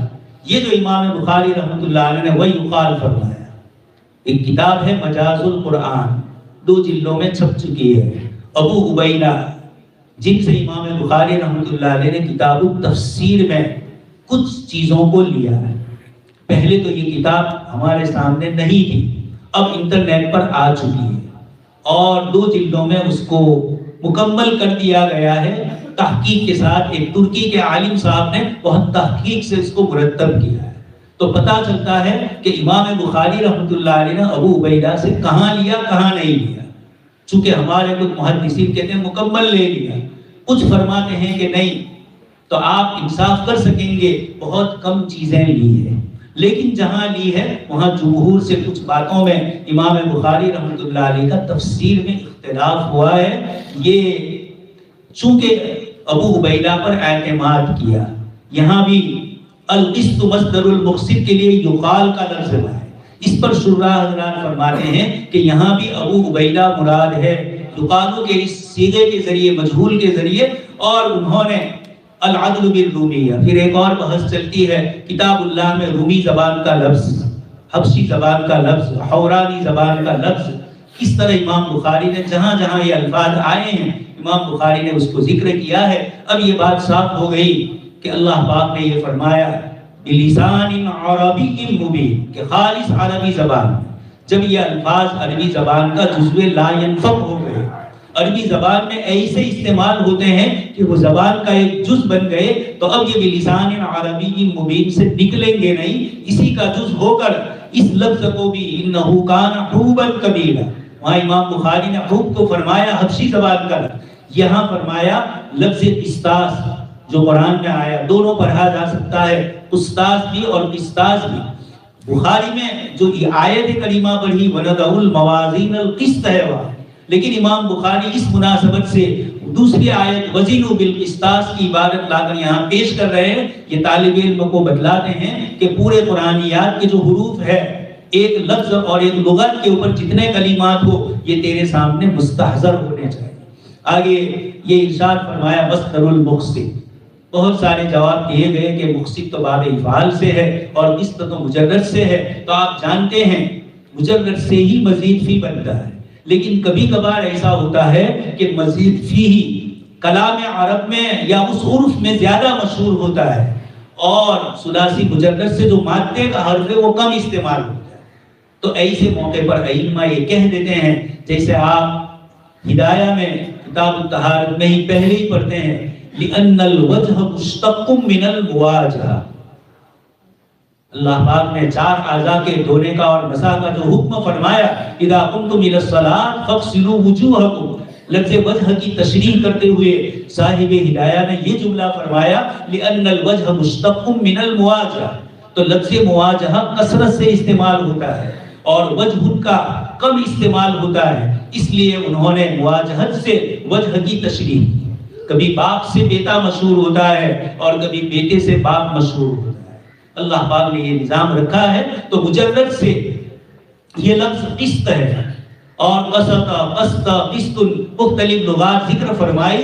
دوستوں اور بزرگوں، دنیا آج کہہ رہی کہ یوروپ بہت تحقیق اور ریسرچ کر رہا ہے۔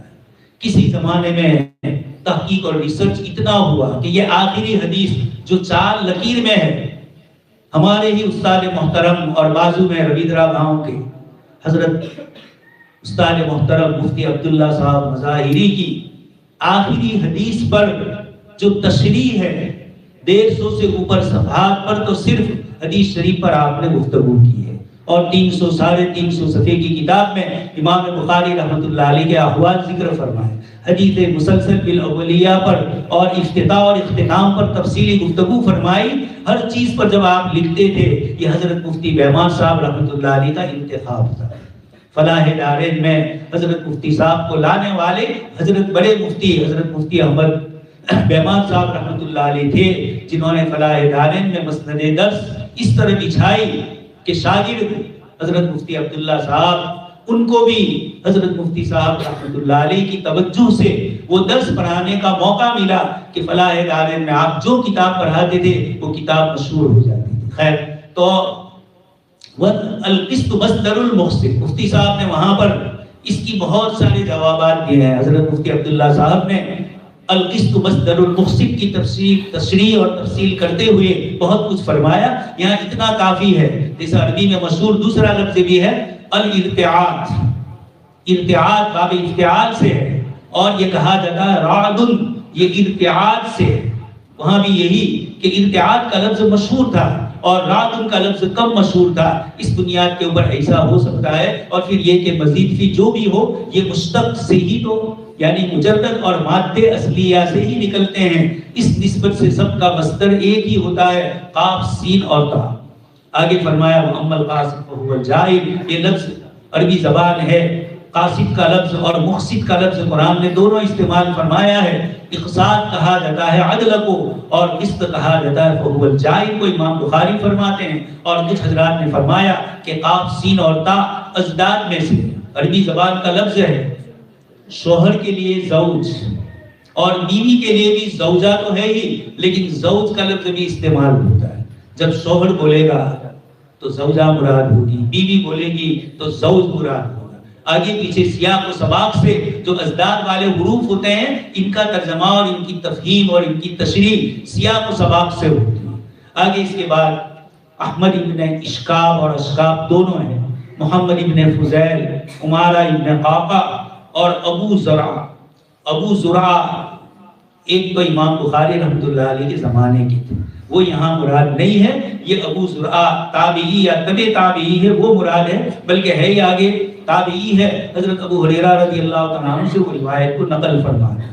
یہ سند ہمیں بتلاتی ہے کہ دین کی بات جب کی جائے تو تحقیق سے کی جائے، بغیر تحقیق کے دین کی بات نہ کی جائے۔ آپ کہاں سے علم لا رہے ہیں؟ آپ نے یہ چیز فرمائی تو کون سی کتاب میں ہے؟ اس کتاب میں کہاں سے دی؟ حضرت شیخ یونس صاحب رحمۃ اللہ علیہ کا سب سے بڑا جو کمال تھا وہ یہی تھا کہ اگر انہوں نے کسی کتاب میں کوئی چیز پڑھی تو اس حوالے کو دیکھتے ہیں یہ کہاں سے لائے، پھر آگے وہاں حوالہ مل گیا تو وہ کہاں سے لائے۔ اس طرح حضرت شیخ رحمۃ اللہ علیہ کو امیر المؤمنین فی الحدیث کا جو لقب ملا، اس کی بنیادی وجہ یہی تھی کہ اللہ پاک نے بہت ساری چیزوں کے ساتھ یعنی وہ چیز جہاں سے لی جاتی ہے یہ امہات تک آپ پہنچتے تھے۔ اس طریقے سے یہ روایت کی سند، اس کے ساتھ ہمیں علم ملا۔ ہمارے ایمان والے بھائیوں سے کہوں گا، دنیا کی کسی قوم کے پاس کوئی علم نہیں، دنیا کی کسی قوم کے پاس دینی اور روحانی علم کے لیے کوئی سند نہیں ہے۔ ایک انگریز پادری ہے اور وہ بہت کچھ پڑھا لکھا ہے، اس نے حضرت عیسیٰ علیہ السلام کی زندگی پر کتاب لکھنا چاہی، جیسے ہمارے یہاں شمائل نبوی صلی اللہ علیہ وسلم ہے، اس طرح اس نے حضرت عیسیٰ علیہ السلام کی زندگی پر کتاب لکھنا شروع کی۔ عیسائیوں کے بڑی بڑی جو پرانی کتابیں ہیں اور جو پرانے علماء کی لکھی ہوئی چیزیں ہیں، ان سب کو اس نے جمع کرنے کی کوشش کی۔ اس کے بعد وہ عاجز ہو چکا اور یہ کہا کہ میں حضرت عیسیٰ علیہ السلام کی سلسلے کی چیزیں لکھنے سے دستبردار ہو رہا ہوں، میں علیحدہ ہو رہا ہوں، اس لیے کہ مجھے حضرت عیسیٰ علیہ السلام کی زندگی کے 50 دن کے علاوہ کوئی معلومات میرے پاس نہیں ہے، اور جو 50 دن کی معلومات ملی اس پر بھروسہ نہیں کر سکتا۔ ایک تو معلومات ہے، اور اس معلومات کو جب کسوٹی پر پرکھتا ہوں تو کسی طریقے سے اس معلومات کو میں یقینی درجہ نہیں دے سکتا، اس لیے وہ خود لکھتا ہے کہ حضرت عیسیٰ علیہ السلام کی سیرت لکھنے سے دستبردار ہونا چاہیے، اس لیے کہ ہمارے پاس وہ سروت نہیں ہے، وہ ذرائع نہیں ہے جس سے حضرت عیسیٰ علیہ السلام کی زندگی میں جان سکوں۔ یہی حال حضرت موسیٰ علیہ السلام کا ہے، یہی حال تمام انبیاء کرام علیہ السلام کا ہے، سوائے جناب نبی اکرم صلی اللہ علیہ وسلم کے۔ اللہ پاک نے اعلان فرمایا تھا، لَقَدْ كَانَ لَكُمْ فِي رَسُولِ اللَّهِ أُسْوَةٌ حَسَنَةٌ، تمہارے لیے رسول اللہ صلی اللہ علیہ وسلم کی زندگی آئیڈیل اور نمونہ ہے۔ یہ قرآن کریم کی طرف سے ایک دعوت ہے۔ جب اللہ پاک نے آپ صلی اللہ علیہ وسلم کی سیرت مبارکہ کو ہمارے لیے آئیڈیل، آدرش اور نمونہ بنایا تو اس کا تقاضا یہ تھا کہ آپ صلی اللہ علیہ وسلم کی زندگی کا ہر عمل جس کو امتی کو یا دنیا کی کسی انسان کو عمل میں لانا ہے، صحیح سند کے ساتھ اس تک وہ چیز پہنچے، تاکہ وہ رسول اللہ صلی اللہ علیہ وسلم کی زندگی کو اپنے لیے آئیڈیل بنانا چاہے تو اس کو مل سکے۔ دوستو، یہ دعویٰ تھا، اور اللہ پاک نے جناب نبی اکرم صلی اللہ علیہ وسلم کے احادیث کو اس طرح محفوظ کیا کہ صحابی یہ فرما رہے ہیں کہ اللہ کے رسول صلی اللہ علیہ وسلم یہ چیز فرما رہے ہیں، آپ اس طرح بیٹھے ہوئے ہیں، اور جب آپ صلی اللہ علیہ وسلم کو اس کے سامنے شہادت زور، جھوٹی گواہی کی بات آئی تو آپ صلی اللہ علیہ وسلم ٹھیک بیٹھ گئے اور آپ نے فرمایا۔ یہ جملہ کیا ہے؟ حضور کیسے بیٹھے تھے، اور شہادت زور کے موقع پر آپ کی حیت، آپ کی بیٹھک اور اٹھک جو بدل گئی، صحابی رضی اللہ تعالیٰ عنہ اس کو نقل فرماتے۔ غزوہ بدر میں جو حضرت علی رضی اللہ تعالیٰ عنہ کو اونٹنی ملی تھی، اور ایک اونٹنی آپ صلی اللہ علیہ وسلم نے عطا فرمائی، اور پھر حضرت علی رضی اللہ تعالیٰ عنہ اپنے ولیمے کے لیے اس اونٹنی کو ایک یہودی کے ساتھ، بنو قینقاع کا یہودی، اس کو ساتھ لے کر اس خیر گھاس آپ لینے کے لیے جا رہے تھے۔ راستے میں چچا حمزہ نے دونوں اونٹنیوں کے کوہان کاٹ دیے۔ حضرت علی دوڑتے ہوئے حضور کے پاس پہنچے۔ آپ جس حال میں بیٹھے ہیں، بخاری شریف کی روایت ہے، حضرت علی فرماتے ہیں کہ اللہ کے رسول صلی اللہ علیہ وسلم کھڑے ہوئے اور چادر زمین کے ساتھ آپ صلی اللہ علیہ وسلم کی لگی ہوئی۔ یہ جملے کیا ہے؟ صحابی صرف روایت نقل نہیں کرتے ہیں، پورا ماحول، حتیٰ کہ اللہ کے رسول صلی اللہ علیہ وسلم کی باتوں کا اتار چڑھاؤ، آپ کے بدن کی حرکتوں کا اتار چڑھاؤ، یہ میرے اور آپ کے پاس 1400 سال کی پوری تاریخ محفوظ ہے۔ اسی سند کو ہمارے طالب علم نے آپ کے سامنے پہنچایا کہ یہاں ہر چیز سند کے ساتھ آپ کو پہنچے گی، ادھر ادھر کوئی بات نہیں ہوگی۔ اس لیے حضرت امام بخاری رحمۃ اللہ علیہ نے اخیر میں ہمیں ایک روایت ذکر کر کے بتلا دیا۔ آپ صلی اللہ علیہ وسلم کا ارشاد گرامی، کلمتان حبیبتان الی الرحمن، دو کلمے ہیں، حبیبتان الی الرحمن، حبیبتان الی اللہ بھی ہو سکتا تھا، لیکن صفت رحمت کو لائے آپ صلی اللہ علیہ وسلم، حبیبتان الی الرحمن، جو رحمان کو بڑے پیارے ہیں، اور جس آدمی کو جو چیز پیاری ہوتی ہے وہ اس کو پسند کرتا ہے، دوسرے کے پاس سے بھی، دوسرے کی طرف سے آئے تب بھی پسند کرتا ہے۔ تو آپ صلی اللہ علیہ وسلم فرماتے ہیں رحمان کو دو کلیمے بہت پسندیدہ ہیں. اب لفظ کلیمتانی کہا. کلیمہ اور کلام ہمارے طلبہ سن چکے ہیں. قرآن کریم نے ایک جگہ ارشاد فرمایا, شرح صدور الذہب میں وہ عبارت موجود ہے کلیمے کی تشریح کرتے ہوئے, کلا انہا کلیمۃ هو قائلہ, کہ وہ ایک کلیمہ ہے جس کا یہ کہنے والا ہے. تو وہاں وہ کلیمہ نہیں ہے, پورا کلام ہے. لا الہ الا اللہ پورا کلام ہے, لیکن کلیمہ طیبہ کے لفظ سے اس کو یاد کیا جاتا ہے. تو یہاں پر بھی کلیمتانی, وہ دونوں کلام ہے, لیکن کلیمتانی سے تعبیر کر کے اس کے الفاظ کے کم, الفاظ کے سہل الادا اور الفاظ کی ادائیگی میں صفت اطباق کا بھی اور صفت استعلاء کا بھی غلبہ نہیں ہے. حروف لین استعمال کیے جا رہے ہیں. یہ سارے کلمات خفیفتان علی اللسان کے لیے جو اشارے کیے آپ صلی اللہ علیہ وسلم نے, علی اللسان, اس کے جو اشارے کیے اس سے اللہ کے رسول صلی اللہ علیہ وسلم اس کی طرف کلیمتان سے اشارہ کر رہے ہیں کہ بہت لمبے کلام نہیں ہے, چھوٹے چھوٹے کلام ہیں.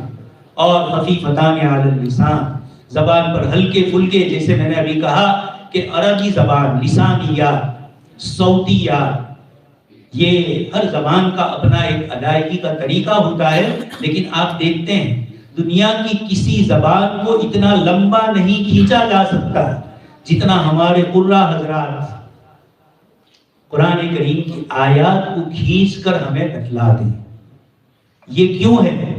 اللہ پاک نے پورے کلام پاک میں صوتی ہم آہنگی رکھی ہے. آواز کی اتار چڑھاؤ اور ادغام, اخفاء, مد جو ہوتے ہیں, یہ سب ادائیگی کو آسان کرنے میں یہ سب سہولیات. تو تجوید کس چیز کا نام ہے؟ حروف کی ادائیگی اس طریقے سے ہوتی ہے کہ آدمی بلا تکلف کلام الہی کو پڑھتا جاتا ہے. یہ خفیفتان علی اللسان سے اس کی طرف اشارہ فرمایا. ثقیلتان فی المیزان, کسی کو شک ہو کہ جب یہ رحمان کو پیارے ہیں تو بہت زیادہ ہوں گے, کلیمتان سے ہی جواب دے دیا اور آگے خفیفتان سے اور مزید تاکید فرمائی. اور اب اشکال یہ ہو کہ جب ہلکے پھلکے ہیں تو ثواب میں بھی کم ہوں گے, اس کا جواب دیا ثقیلتان فی المیزان, لیکن ترازو میں بھاری ہے. وزن اعمال میں ان کا وزن ہے لا الہ الا اللہ. آپ سن چکے ہیں بطاقتن, ایک چھوٹا سا پرچہ ہے لیکن وہ غالب آ جائے. سبحان اللہ و بحمدہ سبحان اللہ العظیم.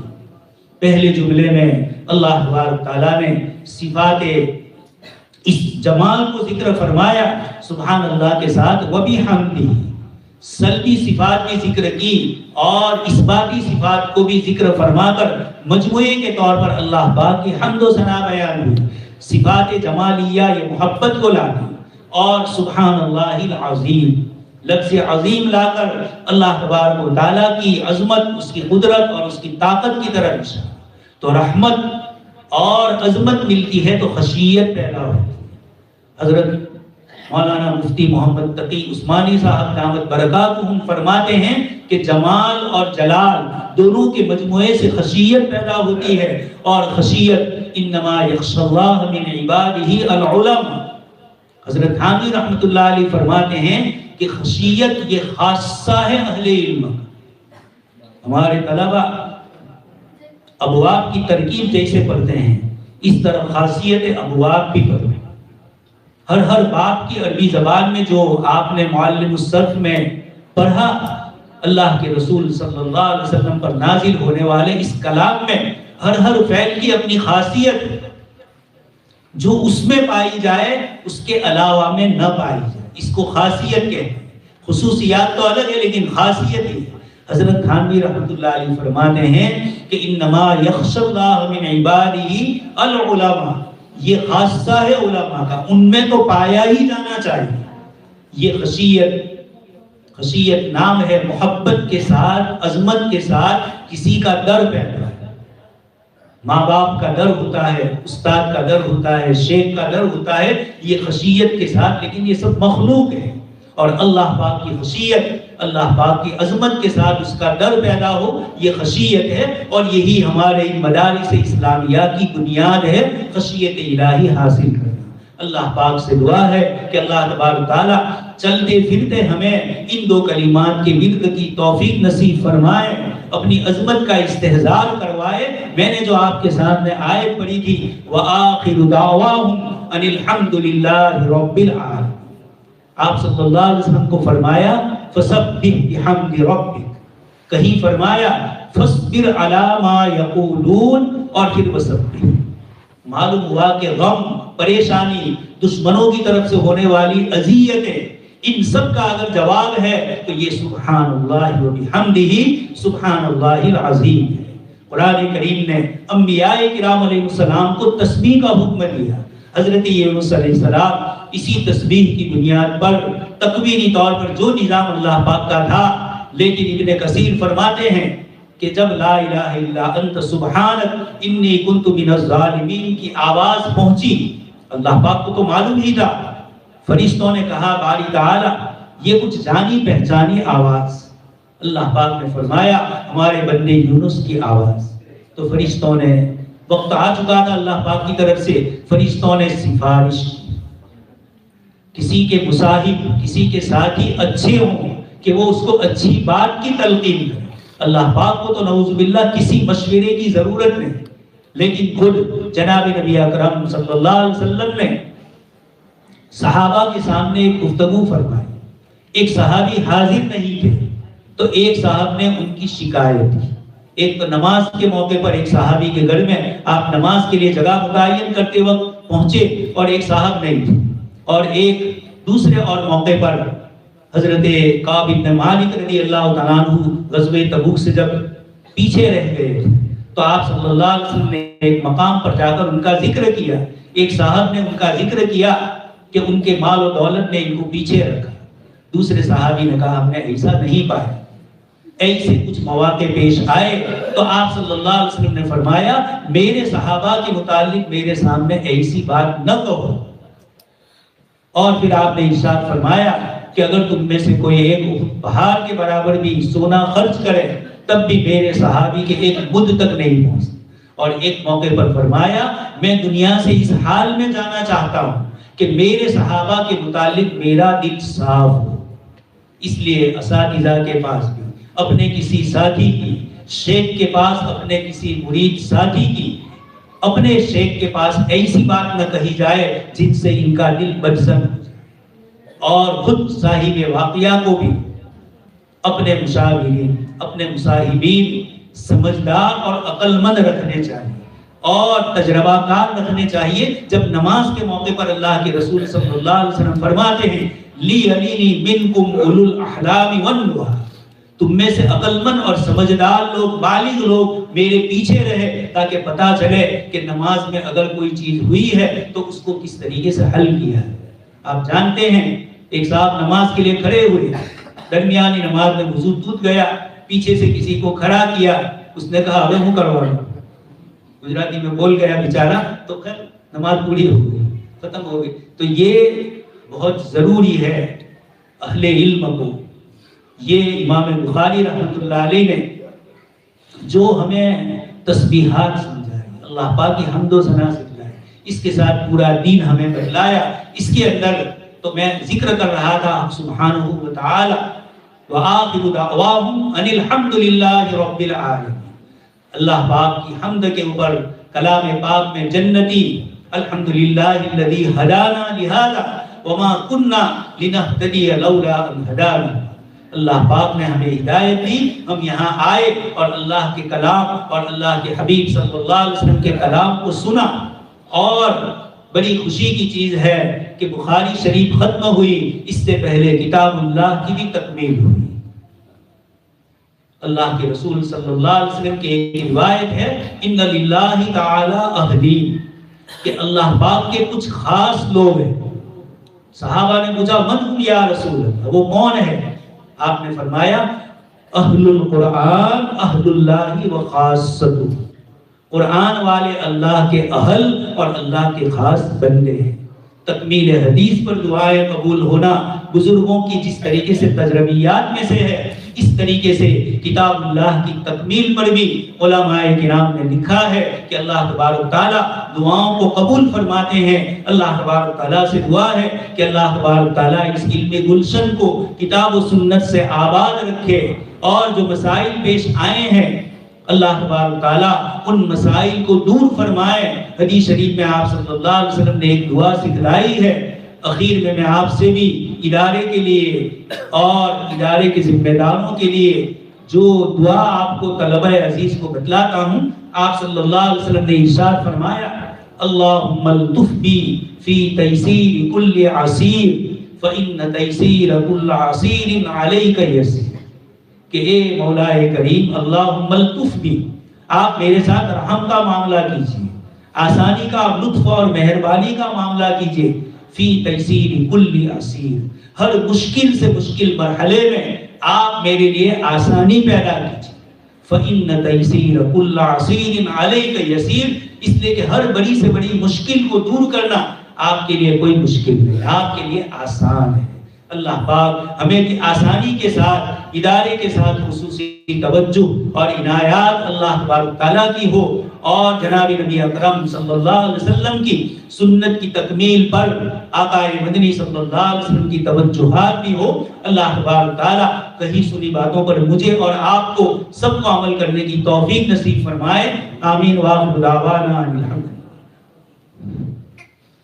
وجزاکم اللہ احسن الجزاء۔ اللہ تبارک و تعالی حضرت والا کے سائے عاقبت کو ہم پر تا دیر قائم اور دائم رکھے، اور بار بار حضرت والا کے قیمتی ملفوظات سے مستفید ہونے کی سعادت نصیب فرمائے۔ اب حضرت والا کی دعائیں مستجاب پر ہماری مبارک تقریب کا اختتام ہوگا۔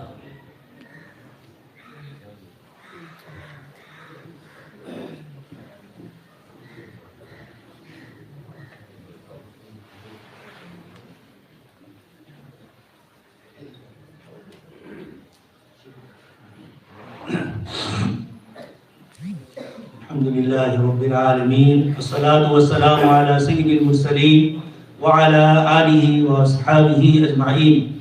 اللہم یا رب صلی وسلم دائما ابدا علی حبیبک خیر الخلق کلہم۔ اللہم یا رب صلی وسلم دائما ابدا علی حبیبک خیر الخلق کلہم۔ ربنا آتنا فی الدنیا حسنہ وفی الآخرة حسنہ وقنا عذاب النار۔ ربنا اغفر لنا ذنوبنا وإسرافنا في أمرنا وثبت أقدامنا وانصرنا على القوم الكافرين۔ اللهم إنا نسألك التقى والهدى والعفاف والغنى، اللهم إنا نسألك العفو والعافية والمعافاة في الدنيا والآخرة، اللهم اكفنا بحلالك عن حرامك واغننا بفضلك عمن سواك۔ مولا کریم ہم سب کے گناہوں کو معاف فرما دیجیے۔ رب رحیم، کتاب و سنت کا چشمہ اس جگہ سے جاری ہے، رب کریم تو تا قیامت اس چشمے کو جاری اور آباد فرما۔ مولا کریم اس کے بانی کی روح کو کروٹ کروٹ جنت نصیب فرما، ریاحین اور ان کے اندر ان کی روح کو شادماں فرما، اس نفس مطمئنہ کو سکون اور طمانینت عطا فرما۔ مولا کریم کتاب و سنت کی یہ تعلیم آپ کی رضامندی کے لیے آپ کے بندے نے اس سلسلے کو شروع فرمایا۔ مولا اس مرد قلندر کی دعاؤں کی، اس کی محنتوں کی، اس کی توجہات اور عنایات کی لاج رکھ لے۔ مولا کریم پوری زندگی آپ کے دین متین کی خدمت میں گزاریں۔ ہم نے دیکھا صبح میں سبق پڑھا رہے ہیں اور دوپہر کو فتاوی لکھ رہے ہیں، صبح سے لے کر شام تک اور عصر کے بعد سے لے کر مغرب تک دیکھا ذکر اللہ میں۔ اے رب کریم اس بندے کی لاج رکھ کر ادارے کو چار گاہ عالم میں اس کے فیوز کو عام اور تام فرما۔ جو حضرات ادارے کی طرف متوجہ ہیں، جو طلبہ عزیز سے، علماء کرام سے، ذمہ داران سے محبت سے پیش آتے ہیں، آپ کے حبیب پاک صلی اللہ علیہ وسلم نے فرمایا کہ دنیا ملعون ہے الا العالم او متعلم او من والہ۔ مولا کریم ہماری بخشش فرما، ہم نام کے طالب علم ہے، کام کے طالب علم بنا دے۔ مولا ظاہری اسباب کے درجے میں تدریس کا شعبہ ہم سے متعلق ہے، آپ خود ہمیں تدریس کا سلیقہ سکھلا دیجیے۔ آقا مدنی صلی اللہ علیہ وسلم کے تدریس کے اور تربیت کے طریقے ہماری زندگیوں میں ڈال دیں۔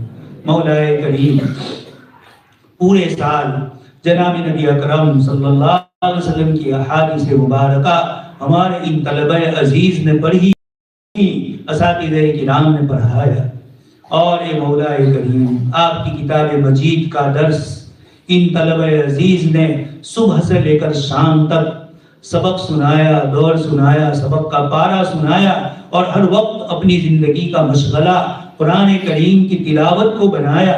اے رب کریم کشمیر میں برف باری ہوتی ہے اور گجرات تک اس ٹھنڈک کا اثر آتا ہے، جس گاؤں میں صبح سے لے کر شام تک قرآن اور حدیث کی تلاوت اور احادیث مبارکہ کا درس ہوتا ہو، جب آپ ایک مادی برف کو اور ٹھنڈک کو کشمیر سے گجرات تک پہنچا سکتے ہیں، اے رب کریم اس گاؤں سے بھی کتنی بلائیں اور مصیبتیں دور ہوتی ہوگی تیرے اس پاک کلام کے گرد سے۔ مولا اتنا بڑا انعام ہے کہ تو نے اپنے حبیب پاک صلی اللہ علیہ وسلم کی ازواج مطہرات کو فرمایا وَذْكُرْنَ مَا يُتْلَى فِي بُيُوتِكُنَّ مِنْ آیَاتِ اللَّهِ، کہ اے نبی کی بیویاں تم اللہ پاک کے اس احسان کو یاد رکھو، وَذْكُرْنَ مَا يُتْلَى فِي بُيُوتِكُنَّ، تمہارے حجرات میں، تمہارے گھروں میں، تمہارے کمروں میں اللہ کے پاک کلام کی تلاوت ہوتی ہے، اللہ کے رسول صلی اللہ علیہ وسلم کی حکمت کی باتیں بتلائی جاتی ہیں۔ اے رب کریم ازواج مطہرات کو تو براہ راست اللہ کے رسول صلی اللہ علیہ وسلم کا قرآن اور احادیث مبارکہ پڑھنا نصیب ہوا، لیکن آپ نے ہمیں بھی محروم نہیں فرمایا۔ آپ نے بھی مدرسے میں بھیج کر کتاب و سنت کے اس شفاف چشمے سے کتاب و سنت کی صحیح باتیں اساتذہ کرام کی زبانی تسلسل سے حضور اقدس صلی اللہ علیہ وسلم سے مروی روایتیں اور آپ سے مروی پاک کلام کی تلاوت کی گئی۔ اے رب کریم اس ماحول میں آپ نے ہمیں رکھا جہاں آپ نے ازواج مطہرات کو بطور احسان کے فرمایا، ہم پر بھی آپ کا یہ احسان عظیم ہے کہ آپ نے ہمیں اس ماحول میں پہنچایا جہاں صبح سے لے کر شام تک آپ کے کلام اور آپ کے حبیب پاک صلی اللہ علیہ وسلم کا کلام ذکر کیا جاتا ہے، جہاں اخلاق کو ڈالا جاتا ہے، معیشت اور معاشرت کس طریقے سے کی جائے اس کے آداب سکھلائے جاتے ہیں، دارالافتاء سے فتاوی جاری ہوتے ہیں، کتاب و سنت سے امت کو کس طرح رہنمائی حاصل کرنی ہے۔ اے مولا کریم اس پاکیزہ ادارے کے ذریعے آپ امت محمدیہ کی تشنگی کو دور فرماتے ہیں۔ یہ طلبہ عزیز اپنا وطن عزیز چھوڑ کر، اپنی آرام اور راحت کی چیزیں چھوڑ کر، اپنے ماں باپ کو، اپنے رشتہ داروں کو، اپنے دوست احباب کو چھوڑ کر محض آپ کے دین متین کے علم کو حاصل کرنے کے لیے پہنچے ہیں۔ اے رب کریم آپ کے حبیب پاک صلی اللہ علیہ وسلم نے خود اپنے صحابی حضرت ابو سعید خدری رضی اللہ تعالیٰ عنہ کے واسطے سے صحابہ کرام کو فرمایا کہ لوگ تمہارے پاس من اقطار الارض، روئے زمین کے مختلف حصوں سے علم حاصل کرنے کے لیے آئیں گے، فاستوصوا بہم خیرا، ان کے ساتھ خیر کی وصیت مجھ سے قبول کرو، ان کے ساتھ حسن سلوک کرو۔ انہوں نے جس علم کے حاصل کرنے کے لیے اپنے آپ کو اپنے وطن سے یہاں پہنچایا ہے، امانت داری کے ساتھ اس علم کو اللہ کے بندوں تک پہنچاؤ۔ مولا کریم اساتذہ کرام نے اپنی بساط کے مطابق، اپنے مطالعے کے مطابق اور آپ کی طرف خصوصی توجہات اور عنایات کے واسطے سے اپنا علم طلبہ عزیز تک پہنچانے کی امکانی کوشش کی۔ مولا کریم یہ آخری حدیث جو آقا مدنی صلی اللہ علیہ وسلم کے کلام میں بڑی اہمیت رکھتی ہے، امام بخاری رحمۃ اللہ علیہ نے اس آخری روایت سے مرنے کے بعد کی زندگی، وزن اعمال کی طرف توجہ دلائی۔ مولا کریم ہماری زبان کی بھی آپ حفاظت فرمائیں، ہمارے اعمال بھی آقا مدنی صلی اللہ علیہ وسلم کے طریقوں کے مطابق عطا فرمائیں۔ مولا عمل تو کسی بھی چیز پہ کرنا ہے، کھانا کسی طرح کھانا ہے، لیکن آقائے مدنی صلی اللہ علیہ وسلم کے طریقوں کے مطابق کھائیں گے تو اس میں برکتیں آئیں گی۔ شادی بیاہ اور تجارت ویسے بھی کرنی ہے اور آقائے مدنی صلی اللہ علیہ وسلم کی تعلیم کی رہنمائی میں کریں گے تو مولا آپ خوش ہوں گے۔ آپ خوش ہوں گے تو زندگی کا ہر مسئلہ حل ہو جائے گا، ہماری پریشانیاں دور ہوگی۔ اے مولا کریم، امت جس حال میں ہے اور خارجی احوال امت پر جس طریقے سے آ رہے ہیں، کھرچ کھرچ کر ایمانیات کو ہمارے قلوب سے نکالنے کی کوشش ہو رہی ہے۔ اے مولا کریم، امت عجیب کشمکش میں ہے، کہیں مادیت کا فتنہ ہے، کہیں موبائل اور انٹرنیٹ کے ذریعے فحاشی اور عریانی کا فتنہ ہے، کہیں دنیا کی اور دوسری چیزوں کی طرف متوجہ کرنے کے لیے ایجوکیشن کے عنوان سے نئی نئی چیزیں ہمارے ایجوکیشن کا حصہ بنائی جا رہی ہے اور ایمانیات سے نکالنے کی، اعمال صالحہ سے دور رہنے کی، انسانیت سے نکل کر جانوروں والی زندگی گزارنے کی تعلیم دی جاتی ہے۔ اخلاقیات کو سرے سے نکارا جا رہا ہے، الحاد اور لادینیت نے اخلاقیات کا جنازہ نکالا ہے۔ اے رب کریم، شیطان اور شیطانی قوتیں اپنی طرف سے ساری کوششیں کر رہی ہے۔ مولا کریم، آپ نے اس کو بھی الی یوم یبعثون پر آپ نے اس کو اجازت دی ہے۔ مولا دنیا دار الامتحان ہے، اے رب کریم ہم امتحان کے قابل نہیں ہیں، ہم بڑے کمزور ہیں، بڑے ضعیف ہیں، ناتواں ہیں، ہر چہار سمت سے فتنوں نے گھیر لیا، نفس کی خواہشات نے ہمیں گھیر لیا ہے۔ مولا کریم، ایسے موقع پر آقائے مدنی صلی اللہ علیہ وسلم کے علوم، آقائے مدنی صلی اللہ علیہ وسلم کی تعلیمات یہی انسانیت کے لیے سب سے بڑی رہبر ہے۔ مولا آپ نے اپنے حبیب پاک صلی اللہ علیہ وسلم کا طریقہ محدثین اعظام کی خدمتوں کے صدقے میں ہم تک محفوظ رکھا اور یہ بڑا احسان فرمایا کہ مجھے آج بھی نماز صحیح پڑھنی ہے تو آقائے مدنی صلی اللہ علیہ وسلم کی نماز مجھے رہنمائی کرتی ہے۔ مجھے تجارت صحیح کرنی ہے، آقائے مدنی صلی اللہ علیہ وسلم نے تجارت کے اتنے اصول اور ضابطے اور اتنی اقسام ذکر فرمائی اور محدثین اور فقہائے مجتہدین نے ہم تک اس کو محفوظ طریقے سے پہنچایا۔ اے رب کریم، یہ آپ کا بڑا احسان ہے۔ ایک یہودی آج موسیٰ علیہ السلام کی شریعت پر عمل کرنا چاہے، اس کے پاس کوئی بنیادی ثبوت نہیں ہے۔ ایک عیسائی سیدنا عیسیٰ علیہ السلام کی زندگی پر عمل کرنا چاہے، اس کے لیے مشکل ہے۔ اور ہمیں آقائے مدنی صلی اللہ علیہ وسلم کی تہجد معلوم کرنا ہو، آپ کا اٹھ کر آسمان کی طرف نظریں اٹھا کر کون سی دعائیں آپ پڑھ رہے ہیں۔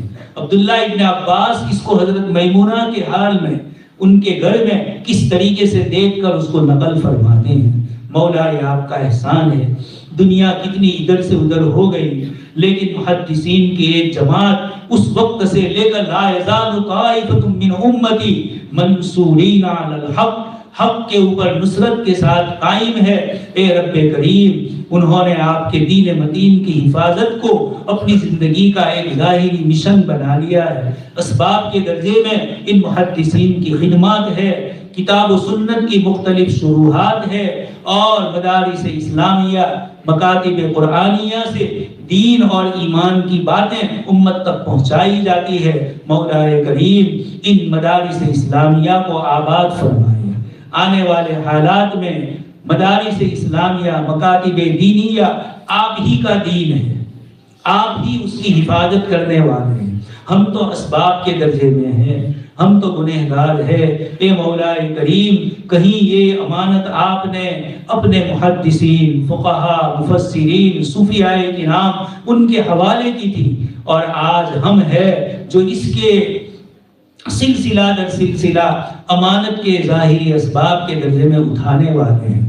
مولا کریم، ہمیں ہمت عطا فرما، طاقت عطا فرما، ان اولیاء اعظام اور ان صحابہ کرام کی خدمات کے صدقے میں ہمیں بھی آپ کے دین متین کی خدمت کی توفیق نصیب فرما، اپنی رضامندی نصیب فرما، قابلیت نصیب فرما، قبولیت نصیب فرما۔ اے رب کریم، آپ کی ذات ہی اعلیٰ ہے، آپ ہی اکمل ہے، آپ ہی ارفع ہے۔ امام بخاری نے کتاب التوحید میں ایک ایک باب پر 98 باب ذکر کیے 58 اور ہر باب میں ہر آیت کے ذریعے آپ کی صفات کو ذکر کیا، ہر حدیث کے ذریعے آپ کی اعلیٰ درجے کی صفات کو جو آپ ہی کے لائق ہے، کسی اور کا اس میں ذرہ برابر کسی طرح کی شرکت اور بھاگیداری کا کوئی حصہ نہیں ہے۔ اے رب کریم، امام بخاری نے ہمیں آپ کی ذات و صفات کا علم بتلایا، جناب نبی اکرم صلی اللہ علیہ وسلم اور خود آپ نے اپنی پاک کتاب کے ذریعے سب سے زیادہ توحید کو سکھلایا، شرک کی مختلف شکلوں کو بتلایا۔ اے رب کریم، دشمنوں نے ہر چہار سمت سے ہر چیز پر جو کچھ چاہا کیا، اب ایمانیات پر آئی ہے۔ مولا، ہم نے جانی قربانیاں دی، امت نے مالی قربانیاں دی، اب مولا دجال فتنہ اپنے آخری رخ کی طرف جا رہے ہیں اور ہمارے ایمان کے اوپر حملے ہو رہے ہیں۔ مولا، اصحاب کہف کی آپ نے حفاظت فرمائی، ہمیں بھی غار عطا فرما دے۔ یہ مدارس اسلامیہ اور یہ دینی خانقاہ ہیں، یہ مکاتب قرآنیہ، یہ دعوت و تبلیغ، صوفیاء کرام کے مراکز، یہ سب کے سب وہ کہف ہے جس کے ذریعے آپ ہمارے ایمان کی حفاظت فرما دیں۔ مولا، ان تمام اسباب کو محفوظ فرمائیں۔ آپ نے فرمایا یتلو علیہم آیاتہ ویزکیہم ویعلمہم الکتاب والحکمہ۔ مولا، آپ کے حبیب پاک صلی اللہ علیہ وسلم کی بعثت کے یہ مقاصد آپ نے ذکر کیے۔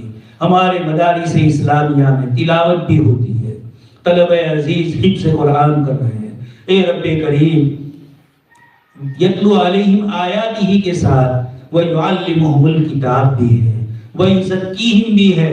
تزکیہ میں اگر کمی ہے تو آپ اس کی تکمیل فرمائیے۔ اور والحکمہ، جناب نبی اکرم صلی اللہ علیہ وسلم کے دین متین اور آپ کی شریعت کی اور آپ کے ارشادات مبارکہ کی حکمت والی باتیں قرآن، حدیث اور ائمہ مجتہدین و محدثین کے واسطے سے ان مدارس میں بتلائی جاتی ہے۔